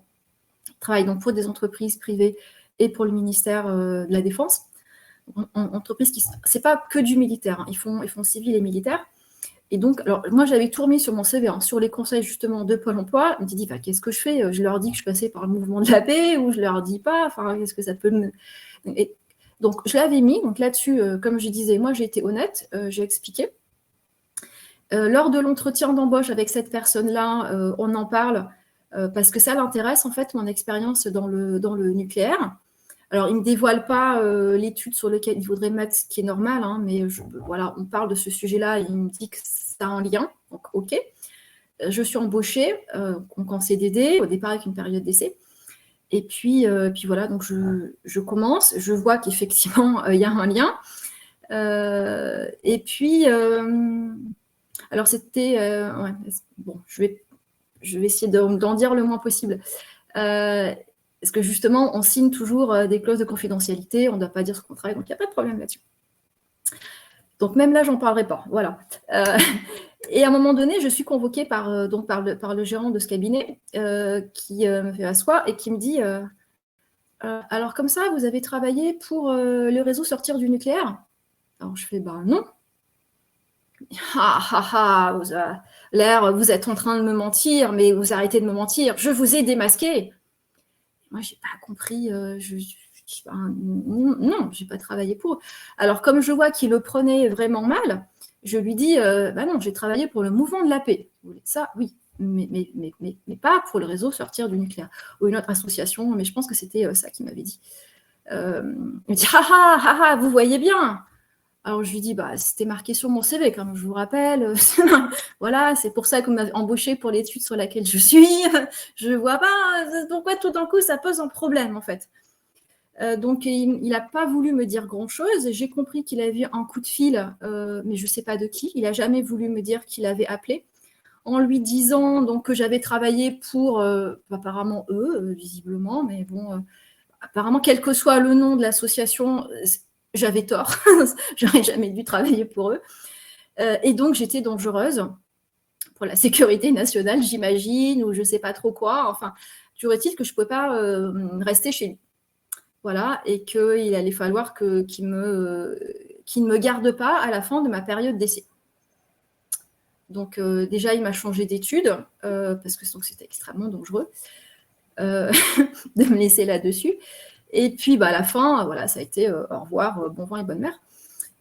Et donc là, c'est là que j'ai découvert que ce que j'avais fait pour le mouvement de la paix était considéré comme étant dangereux. Je ne sais pas comment le dire autrement. En tout cas, j'étais devenue une personne vraiment peu fréquentable. Et donc, c'est le premier emploi que j'ai perdu. J'en ai perdu d'autres après. Toujours pour cette raison-là?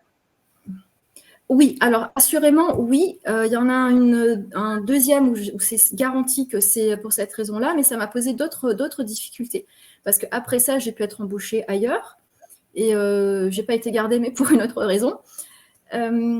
J'ai aussi fait partie d'une association sur les questions de défense, de jeunes qui sont intéressés par les questions de défense. On organisait des événements. J'avais organisé donc des conférences, mais aussi des visites de lieux militaires pour notre culture et qu'on soit en fait plus compétents dans le travail, parce que ça nous intéressait aussi. Et donc là, j'avais organisé une visite en lien avec la marine. Et la marine, un jour, m'appelle, me dit: «Je suis vraiment désolée parce que je sais que c'est vous qui l'organisez, mais il y a ce bâtiment-là, enfin ce lieu-là qui nous dit que vous ne pouvez pas rentrer dedans, quoi. Voilà, donc on va vous faire une petite visite dédiée pour vous parce qu'on est un petit peu gênés que vous n'ayez pas le droit de faire la visite complète.» Donc c'est comme ça que j'ai appris que j'étais interdite d'accès dans certains lieux. Donc en lien avec le nucléaire, ça j'avais bien compris. J'ai eu aussi des problèmes d'accès dans des bâtiments d'entreprises privées, là, cette fois-ci, donc toujours avec des gens qui avaient des activités liées au nucléaire militaire. Ce qui était assez difficile à vivre pour moi dans le quotidien, ça m'a posé vraiment des problèmes pratiques. C'était à l'époque où je faisais ma thèse, donc j'étais salariée d'une entreprise privée, et c'était une filiale de cette entreprise-là. Donc j'avais le badge de l'entreprise, normalement, le badge de l'entreprise, on fait clic, le badge, et puis ça passe, quoi. Voilà. Sauf que là, ça passait pas. Alors, c'est très bizarre parce que je suis allée voir ces gens-là de nombreuses reprises. Alors, des fois, je passais le portique. Voilà, j'allais à l'accueil, bonjour, je rendais avec monsieur machin, oui, pas de problème, je l'appelle, c'est bon, vous pouvez y aller, clic, clic, ça passait tout seul. Et puis d'autres fois, c'était d'accord, je vais prévenir monsieur truc, patientez là, asseyez-vous. Et je patientais pendant jusqu'à 3 quarts d'heure. Et on ne venait pas me chercher, on ne venait rien me dire. Donc, c'est moi qui, à un moment donné, allais voir l'accueil pour dire, bon, il se passe quoi là, exactement? Enfin, pourquoi je ne peux pas rentrer et faire mon rendez-vous? Parce que là, bientôt, je vais le rater, en fait. Et là, on me disait, oui, oui, patientez, patientez, asseyez-vous. Donc, en fait, pour avoir des infos, j'étais obligée d'appeler la personne avec qui j'avais rendez-vous. Je dis, voilà, en fait, je t'explique que je suis dans la salle d'attente, ça fait une demi-heure que j'y suis. Est-ce que tu peux voir avec l'accueil pourquoi je ne peux pas rentrer? Parce que j'aimerais bien avoir quand même des informations. Et donc, cette personne essayait d'avoir quelques infos, mais on ne voulait pas leur dire grand-chose. Et moi, je trouvais ça très, très humiliant, en fait, très infantilisant. Je suis allée voir l'accueil à quelques reprises pour dire, bon, écoutez, je sais pourquoi vous me faites patienter, donc arrêtez de me raconter des salades et soyez honnête. Dites-moi qu'il y a un problème avec mon nom quand vous tapez mon nom dans votre ordinateur. Ce serait déjà un peu plus respectueux vis-à-vis de ma personne. Et puis ensuite, est-ce que je pourrais discuter avec l'officier de sécurité? Parce que je sais pourquoi vous avez un drapeau qui sonne, vous, ou vous ne le savez pas. Parce que ce qui se passe en pratique, c'est que quand on tape mon nom donc dans le fameux ordinateur pour savoir si la personne est fichée, la réponse est simplement oui ou non. Et c'est tout. Les gens n'ont pas accès aux infos de savoir pourquoi on est fiché. Il faut savoir qu'on peut être fiché pour tout un tas de raisons. On peut être fiché parce qu'on est marié avec une personne de la mauvaise nationalité. On peut être fiché parce qu'on a fait un séjour professionnel en Chine. Ça, j'ai l'exemple d'un ancien copain qui est sorti d'une grande école d'ingénieur, top école d'ingénieur, qui à la fin a fait donc son stage, comme c'est demandé, chez EDF, une entreprise française quand même, mais en Chine, EDF Chine. Et donc ensuite, quand il a voulu travailler pour le ministère de la Défense, on lui a dit « Ah, non, mais là, t'es trop dangereux, toi, attention, hein, mardi en Chine, donc on va pas te donner accès à certaines informations. » Il disait « Mais enfin, vous rigolez, je vais travailler pour une entreprise chinoise, j'ai travaillé pour EDF quand même, et puis, bah, non, non, non, non, non. » Donc il a quitté le ministère de la Défense, il est parti faire autre chose de sa vie. Donc voilà, on peut être en fait fiché pour tout un tas de raisons et pas forcément parce qu'on a commis quelque chose de dangereux ou parce qu'on est un réel danger pour le pays en fait. Donc je lui dis est-ce que je peux discuter avec l'officier de sécurité, que je lui dise ce qu'il en est et après au moins il jugera, mais sur des raisons concrètes quoi, pas sur du vent. Toujours été refusé que je parle avec qui que ce soit. Voilà. D'accord. Et alors, parce que tu dis, il y a des personnes jusqu'auxquelles tu pouvais te rendre, donc je suppose que c'est leur service, et il y a des personnes, certainement par rapport à leur service, tu ne pouvais pas les approcher. Quelles que soient les personnes, je ne passais pas le portique, je restais dans la salle d'attente à l'extérieur de l'entreprise. Ce qui fait qu'une fois, on a dû faire une réunion dans la cantine, parce que la cantine, elle était à l'extérieur des lieux sécurisés, et une autre fois, on a fait la réunion dans un café un petit peu plus loin. Alors pour la confidentialité, c'était vachement mieux que de me laisser rentrer. Ouais. Et donc, alors, sur le coup, je peux me dire, bon, ok, je peux comprendre que quand je reviens sur les questions défense, on dit, oh, celle-là, on ne sait pas si on peut lui faire confiance. Il y a des personnes qui ont cru que je m'étais vengée de l'armée, ça c'est important à dire, en travaillant pour le mouvement de la paix. Alors, pas du tout, c'est très mal me connaître. Que je puisse en vouloir à certains individus en particulier parce qu'ils n'ont pas été compétents, ils n'ont pas été à la hauteur de leur responsabilité, oui. Maintenant, je n'ai jamais mélangé tout le monde dans le même sac. J'ai eu de très bonnes expériences l'expérience militaire avant, pendant, après, tout ça. Donc, non, pas du tout. Pas du tout. Donc, que les gens aient un doute quand je revienne sur les questions de défense, à la rigueur, je peux le comprendre, mais j'ai quand même un certain passif. Je n'ai jamais transmis d'informations que j'aurais pas dû transmettre. J'ai toujours tout respecté. J'ai pas particulièrement gardé de lien avec les gens que j'ai pu côtoyer dans le milieu associatif. Et même quand j'ai eu l'occasion d'en ravoir, j'ai juste dit que je travaillais sur les questions de défense. De toute façon, ça, c'est public.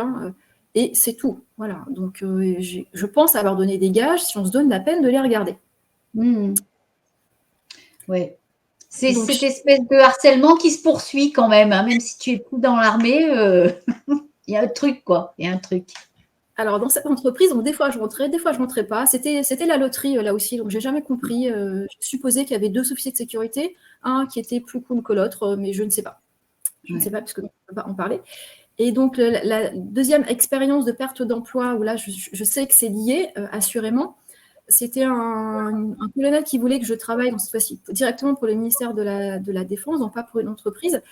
Et je lui dis, je vous préviens tout de suite, vous allez avoir un petit drapeau rouge qui va sonner, quelqu'un qui va vous dire, oh là là, celle-là, elle est fichée. Donc, je vous le dis pourquoi. Sachez-le, est-ce que vous voulez toujours m'embaucher? Il m'a dit, oui, parce que voilà, j'ai des bonnes références de vous, tout ça, donc vous inquiétez pas. Et puis c'est vrai que vu le grade qu'il avait, je ne m'inquiétais pas forcément beaucoup. Je me suis dit, là, peut-être qu'il y a une chance que je puisse rentrer.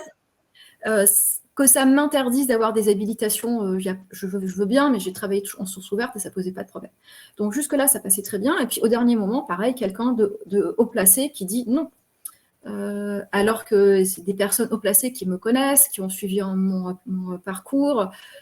Voilà, quand j'ai commencé dans le conseil, quand j'ai fait une thèse, après la thèse, donc des gens voilà, qui ont pu voir ce que j'étais capable de faire, qui apprécient mon travail, qui me recommandent d'ailleurs à d'autres personnes, mais qui, après, quand il s'agit de prendre la décision de m'embaucher malgré l'existence du petit drapeau, c'était parfaitement légal en fait. Encore une fois, le drapeau, c'est juste pour dire qu'il y a une fiche au nom de la personne, point final. C'est pas ce que la personne doit faire après derrière. Là, il n'y a plus personne. Donc, voilà, à un moment donné, je me suis dit que je n'arrivais pas à faire ma place dans ce milieu-là, malgré tout ce que j'avais pu faire, tous les week-ends que j'ai pu sacrifier, tout sacrifice que j'ai pu faire pour revenir sur les questions de défense. Ça bloquait toujours à un moment donné. Donc, je me suis dit, il va falloir que je envisage de faire je trouve d'autres pistes parallèles, voilà, parce que ça devient un petit peu compliqué. Donc, c'est là où j'ai décidé de changer de vie, en me disant, là, c'est trop fermé, en fait, pour moi, donc je vais essayer de faire autre chose. J'ai quand même gardé quelques liens avec le milieu militaire, notamment avec l'IRIS, puisque j'ai fini par me retrouver chercheuse associée à l'IRIS, ce qui n'était pas prévu, pour moi, en tout cas, à ce moment-là, parce que je ne pensais plus du tout à ce que j'avais dit en 98. Alors, chercheuse associée, ça veut dire qu'on n'est pas salarié, ça veut dire qu'il fonctionne avec un petit ensemble de chercheurs permanents. Et donc, il y a tous les associés là tout autour qui sont en partie des anciens militaires à la retraite ou des anciens ingénieurs aussi partis à la retraite, qui ont donc leurs compétences. Et donc, ils vont piocher dans ce volant-là de chercheurs associés pour constituer des équipes pour répondre à un appel d'offres.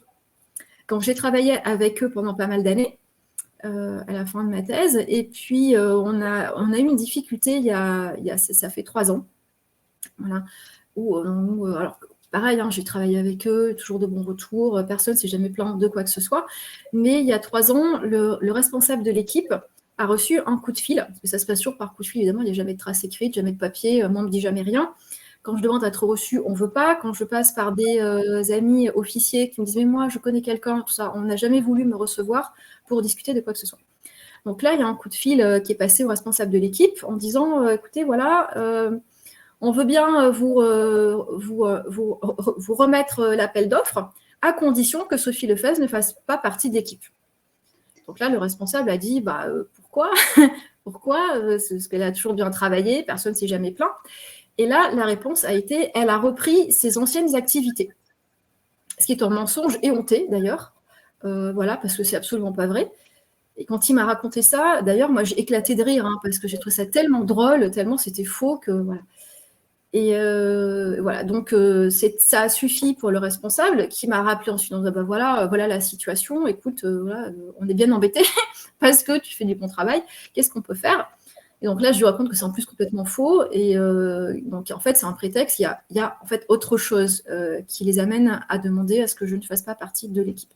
Donc, il me dit qu'il a essayé plein de choses et je veux bien le croire. Hein, voilà, appeler toutes les personnes qui me connaissent, comme je depuis quand même des années, essayer de dire c'est quoi exactement le problème, en fait. Mais donc, ça n'a rien changé à la situation, puisque je n'ai pas pu travailler et donc gagner ma vie, parce que j'étais chercheuse en auto-entreprise. Hein, donc, c'est comme ça que je gagnais ma vie, c'est par les études, en sachant qu'en n'étant pas salariée, je n'ai pas droit au chômage quand on ne gagne pas d'études. Entre deux études, quand il y a des creux, il faut que je trouve un autre emploi pour combler. J'ai toute la précarité qui va avec le fait de ne pas être salariée, à des vacances payées, etc. Donc, je perdais mon gagne-pain, en fait, par ce coup de fil-là. C'est ça. C'est terrible, hein, c'est terrible. Ben oui, parce que du coup, je fais quoi d'autre, en fait et puis, je l'ai vécu, en plus, comme vraiment une décision arbitraire, parce que ça vient de je ne sais pas qui, pour une raison que je ne connais pas, et ça a des conséquences dramatiques sur ma vie, en fait. Si encore j'avais commis quelque chose, j'avais travaillé en secret, qu'on ne fasse pas confiance, je veux bien, mais là, on n'a rien à me reprocher. En plus, de toute façon, je n'ai rien fait, donc je ne vois pas le problème. Donc, ça, et puis j'ai aucun moyen de me défendre.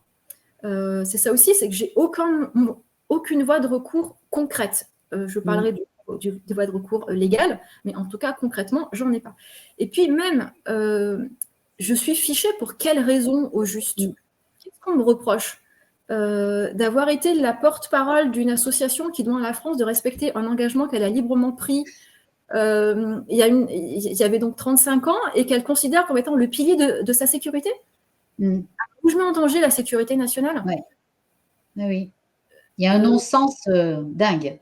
Ce sont des gens qui ont des moyens, qui ne troublent pas l'ordre public. C'est des pacifistes, je veux dire, quand même, quoi. C'est pas des gens extrêmement dangereux. J'ai raconté ça à une personne qui avait travaillé sur les mouvements pacifistes et qui a éclaté de rire en me disant, mais enfin, ces gens-là, ce sont tous des communautés retraités. Ce qui n'est pas faux. Donc, on imagine mal des gens retraités en train d'essayer de, je sais pas, je comprends pas. Donc, pour moi, c'est du délit d'opinion, c'est du fichage juste pour opinion en plus attribué, parce qu'on cherche même pas à savoir si c'est vraiment ce que je pense ou pas. Parce que je rappelle, j'étais porte-parole, voilà. J'étais pas militante, j'étais payée pour faire ce que je faisais. Même si c'est vrai que dans les faits, il y avait parfois de la confusion et on me prenait pour une militante, mais moi j'étais payée. Hein, quand j'ai fait mes 2 ans, qu'on a arrêté de me payer, je suis partie. Je fais au revoir, voilà. Au revoir. Donc, j'ai rien contre eux, mais voilà, il faut quand même faire la part des choses. Et donc, effectivement, comme je disais, donc pas de voie de recours. Je ne sais pas les informations qu'ils ont véritablement sur moi. Je pense que c'est une fiche qu'ils ont dû faire sur un coin de table, parce que l'info comme quoi j'étais au RMI, je pense qu'ils ne l'ont pas. Hein, ça ne fait pas partie de la fiche, à mon avis, ça m'étonnerait. Et donc, quand j'ai essayé, donc, je disais, d'être reçue, toujours un refus. Alors, il y a l'année dernière, je pense que j'ai dû faire ça l'année dernière, je ne sais pas si j'ai la date là-dessus, ou en tout début d'année, j'ai appris que je pouvais contacter la CNIL, puisqu'on a un droit d'accès et de rectification des données nous concernant. Je me suis dit, si la CNIL peut accéder aux fiches des services de renseignement, je vais peut-être pouvoir rectifier ma fiche. Parce qu'en plus, j'ai l'impression que je me la traîne jusqu'à la fin des temps. À un moment donné, ce serait bien d'actualiser un petit peu les infos. Déjà, donc, corriger les erreurs, premièrement, et donc d'actualiser. Donc, c'est ce que j'ai demandé dans mon courrier à la CNIL, en disant, voilà ce que je pense qu'il y a marqué sur la fiche. Oui, alors ça, c'est sympa aussi, droit de rectification. Mais pour savoir ce qu'il faut rectifier, il faut déjà savoir ce qui a été écrit. Donc, comme on ne sait pas ce qui est écrit, puisqu'on n'y a pas droit, puisque c'est classé, qu'on n'a pas accès, c'est compliqué. Donc, voilà ce que je pense qu'il y a marqué dans ma fiche. Et voilà ce que j'aimerais qu'il soit mis, parce que ça, c'est réellement le déroulé des faits. Donc, j'ai fait cette demande-là. On nous dit à quel service de renseignement vous voulez qu'on écrive. Donc, j'ai dit, voilà, l'hôtel, puisque je ne sais pas lesquels. Donc, j'ai à peu près tout coché. Concernant la partie Mili, je ne pense pas avoir fait les services de renseignement de la police. Et donc, j'ai eu des courriers. Alors, pour l'instant, j'en ai que 2. Donc 2 services de renseignement. La DGSI, renseignement, donc DCRI, et la direction du renseignement militaire, donc direction centrale du renseignement intérieur et direction du renseignement militaire. Alors, là, j'ai ça intéresse, j'ai mon joli petit courrier de la CNIL. Il dit, donc voilà, vous avez saisi la CNIL d'une demande d'exercice de vos droits d'accès, de rectification ou d'effacement à l'égard du fichier de, donc là, la direction du renseignement militaire, je vous informe qu'un magistrat de la CNIL a procédé aux vérifications nécessaires. Ça, c'est la phrase type qui donne, de toute façon, quelle que soit la réponse du service, c'est on a procédé aux vérifications nécessaires, même s'ils n'ont pas pu le faire parce que le service a fait une opposition. Donc, en fait, de toute façon, c'est le cas. Toutefois, elles ne permettent pas de vous apporter de plus amples informations, conformément aux dispositions de l'article 118 de la loi numéro 78-17 du 6 janvier 1978 et de l'article 143 du décret numéro 2019-536 du 29 mai 2019. En effet, c'est là que c'est intéressant, en application de ces articles, toute opposition de l'administration gestionnaire d'un fichier relevant de l'exercice des droits indirects, puisque indirect, moi, je ne peux pas accéder. En fait, je demande à la CNIL de regarder pour moi et de faire les démarches pour moi. Donc, même si les services avaient accepté, je n'aurais jamais rien su. Donc, fait obstacle. Donc, en application, toute opposition de l'administration gestionnaire d'un fichier fait obstacle à la moindre communication de la CNIL que la personne concernée soit ou non connue de ce fichier. Alors, on dit, je peux contester dans un délai de 2 mois, en saisissant le Conseil d'État, tatati, tatata. Seulement, ça ne sert à rien de saisir le Conseil d'État, puisque les articles en question expliquent que le refus repose sur le fait que ça nuirait aux finalités du traitement des données, à la sûreté de l'État, à la défense ou à la sécurité publique. Donc, de toutes les façons, même si, parce qu'il y en a qui l'ont fait, je me suis renseignée, il y en a qui ont saisi le tribunal, bon, déjà c'est long, ça coûte de l'argent, évidemment. Et au bout du compte, que dit l'administration gestionnaire du fichier? En vertu de l'article 118 et de l'article 143, je fais opposition, soit terminé. Et puis le juge, il dit, bon, ok. Alors, je ne vois pas l'intérêt de saisir la justice, de passer mon temps à perdre de l'argent pour un résultat qui est déjà connu d'avance, puisqu'il est déjà là sur la feuille de la CNIL. C'est ça, la porte est fermée. Donc, voilà, ça pose un problème qui, pour moi, est général, parce que bon, c'est mon cas, mais ça vaut pour... Il y a combien de personnes fichées comme ça pour une raison mineure, parce que, voilà, juste parce qu'elles ont eu une opinion contraire prétendument contraire à la sécurité de l'État, même si sur le site du ministère des Affaires étrangères, on dit que c'est un pilier de la sécurité de l'État. Je n'ai pas bien compris. Et puis, donc, comment est-ce qu'on peut rectifier des données quand il y a des inexactitudes? Parce que je pense que sur la fiche, tout n'est pas 100% correct. Comment on met à jour les dossiers? Parce que quand on s'aperçoit qu'en fait, la personne, elle est pas nuisible pour la sécurité de l'État. Enfin, je veux dire, si j'étais quelqu'un de nuisible, je pense que je n'aurais pas tout sacrifié comme j'ai fait pendant 10 ans de ma vie pour travailler pour l'État et pour le bien de l'État. Je ne sais pas, je pense qu'il y a une contradiction là aussi. En quoi est-ce que j'ai trahi? En quoi est-ce que j'ai mis en danger l'ordre public, la sécurité de l'État? J'aurais pu, j'ai pas fait. Qu'est-ce qu'il faut que j'apporte comme preuve supplémentaire que je ne suis pas nocive pour l'État? On me réponde. Oui, c'est bien compliqué tout ça. Ah, ouais. En fait, ils font ce qu'ils veulent. Ils font ce qu'ils veulent. C'est terrible. C'est terrible. Est-ce qu'on a fait un peu le tour de ta vie professionnelle, des rebondissements, des murs dressés sur ton chemin? Oui, je pense que j'ai dit donc l'essentiel. J'ai fait une thèse aussi qui est pour moi, et je l'ai faite pour donc sur les questions militaires. Et donc là, je vais remercier un ami aussi qui m'a bien aidée, parce que quand même pendant toutes ces années, quand j'ai dû partir de Saint-Cyr, moi j'en ai fait des cauchemars pendant des années. Donc ça a eu un impact très concret aussi sur ma santé. Pour moi, le tel que je l'ai vécu à cette époque, le remède était pire que le mal, très clairement. Moi, je considérais l'armée comme étant une famille d'accueil. Et me faire mettre dehors comme ça, comme une malpropre, ça a été extrêmement douloureux. J'ai tout perdu, en fait, en partant. J'ai perdu ma carrière, l'avenir professionnel pour lequel je m'étais quand même battue, puisque je m'étais quand même fait 2 ans de classe prépa dans des conditions qui n'étaient pas formidables. Je perdais mon indépendance financière, ce qui tout le monde sait que c'est extrêmement important pour pouvoir se bâtir une vie. J'avais une relation amoureuse à ce moment-là que j'ai perdue aussi, parce que lui rentrait quand moi je partais, donc on voyait bien que c'est concrètement, de manière juste pragmatique, ça allait être compliqué. Donc j'ai réellement perdu sur tous les plans. Ouais. Et puis avec rien, quoi. On a dit dégage-toi et puis chut, allez, débrouille avec les moyens du bord, quoi. Les moyens du bord, en fait, je me suis rendu compte qu'il restait que moi, sur qui je pouvais toujours compter parce que moi, je ne me perdais pas moi-même. Donc, il a fallu que je me reconstruise à partir de zéro et juste à partir de moi, faire quelque chose. Donc, oui, j'aurais pu avoir des raisons d'en vouloir et ce n'est pas ma politique. Donc voilà, je parlais de mes problèmes de sommeil. Donc cette personne me dit, finalement, avec cette thèse, peut-être que tu es en train de servir autrement. Alors ça m'a libérée, ça m'a fait énormément de bien. Parce qu'effectivement, je considère que c'est ma façon de servir. Et je pense qu'en faisant cette thèse-là et en disant des choses dans ce travail qui peut-être ne vont pas dans le sens commun, ça reste ma façon de servir. Même si je dis certaines choses là, même avec cette vidéo que je fais là où je raconte mes difficultés, on va le dire comme ça, ce n'est pas pour causer du tort à l'institution, pas du tout.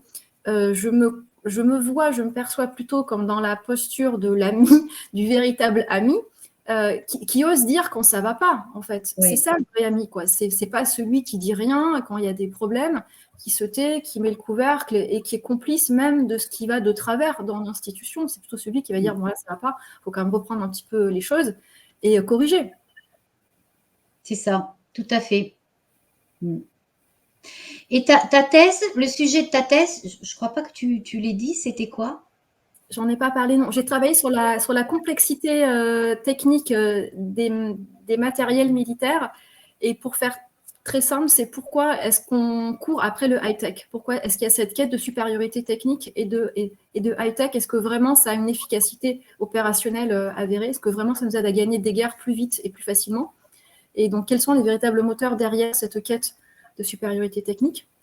Et donc, indirectement, comment concevoir des matériels différemment pour que ce soit moins cher, parce que je pense qu'on est en train de se ruiner, conserver l'efficacité et en fait donner aux militaires les moyens d'agir.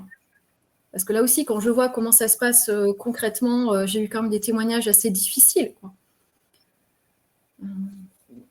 Donc, alors ça va peut-être faire l'objet de nouvelles, de capsules. On va faire avec toi des petites capsules sur des sujets bien particuliers. Je pense quand même que les personnes qui nous ont écoutés, enfin qui t'ont surtout écouté aujourd'hui, voient que tu es une personne qui a plein de ressources, qui a plusieurs masters, qui a un parcours très diversifié, donc de nombreuses compétences.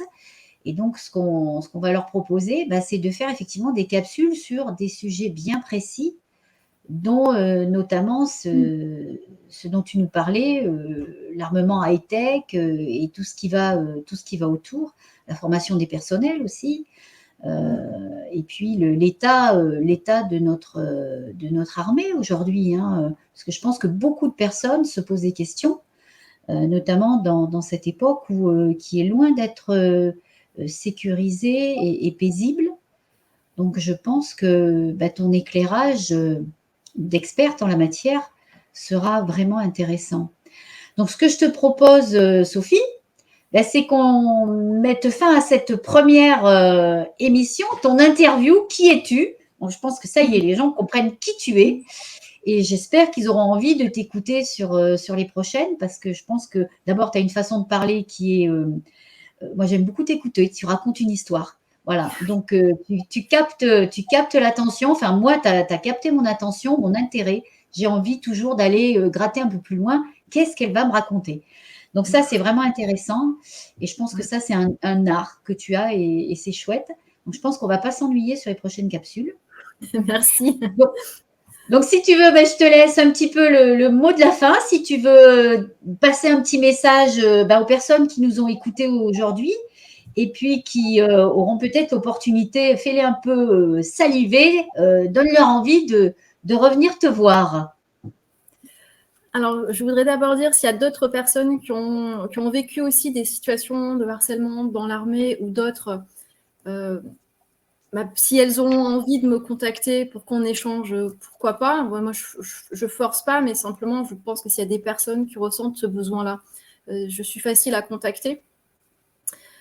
S'il y a des personnes qui ont des problèmes de fichage aussi, on peut peut-être se regrouper et essayer de voir ce qu'on peut faire, parce que je pense sincèrement à d'autres personnes dans d'autres domaines qui doivent certainement vivre la même chose. Je sais que c'est le cas aux États-Unis, hein, il y a une histoire qui est parue dans la presse là-dessus. Moi, mon projet, mais j'en parlerai justement dans les prochaines vidéos, hein, c'est aussi de comprendre, sur la base de l'analyse que j'ai pu faire de la situation dans les armées. Alors, j'ai pas tout vu, hein, moi je suis vraiment concentrée sur l'équipement et ce qui tourne autour de l'équipement. Je trouve qu'il y a des choses qui ne... je pense qu'on a une puissance de tigre de papier. Voilà. Je prends souvent cette métaphore-là parce que je la trouve assez parlante. On fait peur comme ça, là, là, on a plein de trucs high-tech, mais je pense qu'on a aussi des points de vulnérabilité assez forts qui, moi, m'inquiètent, parce que j'aimerais bien une armée forte comme pas mal de gens, je pense, mais faire ça proprement, quoi. Faire ça sur des bases solides. Donc, j'ai pas pu poursuivre ma réflexion, celle que j'ai initiée pendant mes 4 ans de thèse, parce que justement, j'ai pas eu de financement. Voilà, parce que c'est des sujets, si on les finance pas, la recherche n'avance pas sur ces domaines-là. Mais il y a besoin, à mon sens, de repenser l'armée, le rôle de l'armée, l'équipement, la formation et la globalité. Donc, s'il y a des personnes qui sont intéressées, veulent monter une équipe, un groupe de recherche, ou peu importe le terme qu'on va donner, moi, ça m'intéresserait bien parce que je ne peux pas réfléchir toute seule, je n'ai pas toutes les compétences. J'ai besoin d'ailleurs d'opérationnel parce qu'il y a besoin de lier théorie, pratique, en fait, hein, tout bêtement. Donc voilà, s'il y a des personnes qui sont intéressées par cette thématique-là parce qu'elles ont une expérience peut-être vécue d'opération avec des difficultés d'approvisionnement ou de pièces de rechange ou ce genre de choses-là, eh bien, vous pouvez me contacter et on essaiera de voir ce qu'on peut faire ensemble pour le bien commun. C'est ça. Comme je disais tout à l'heure, hein, les personnes peuvent passer aussi par l'adresse Police pour la vérité, hein, qui va s'afficher à la fin du petit générique pour ensuite rentrer en contact avec toi. Mais c'est intéressant effectivement de se projeter dans l'avenir et de vouloir faire que cette belle institution qu'est l'armée, qui est là pour protéger le peuple et le pays, soit à la hauteur de ces missions-là et de ces exigences. Merci beaucoup, Sophie. Je te dis à très bientôt pour un sujet que tu nous dévoileras. Hein, et je souhaite que... J'ai un site internet, donc je suis très facile pour joindre. Ah, bah oui. Oui, oui. Il est à ton nom? Oui. Oui, c'est ça. sophielefesse.fr ou .com, les deux aboutissent au même endroit. Puis il y a une page de contact, donc c'est pour ça que je suis vraiment facile à contacter. Ah bah oui, alors, il n'y a pas de souci. Même pas besoin de passer par nous. C'est très bien. Bon, et bien écoute, à très bientôt. Merci aux personnes qui nous ont écoutés et à très bientôt pour elles aussi. Au revoir. Merci, au revoir.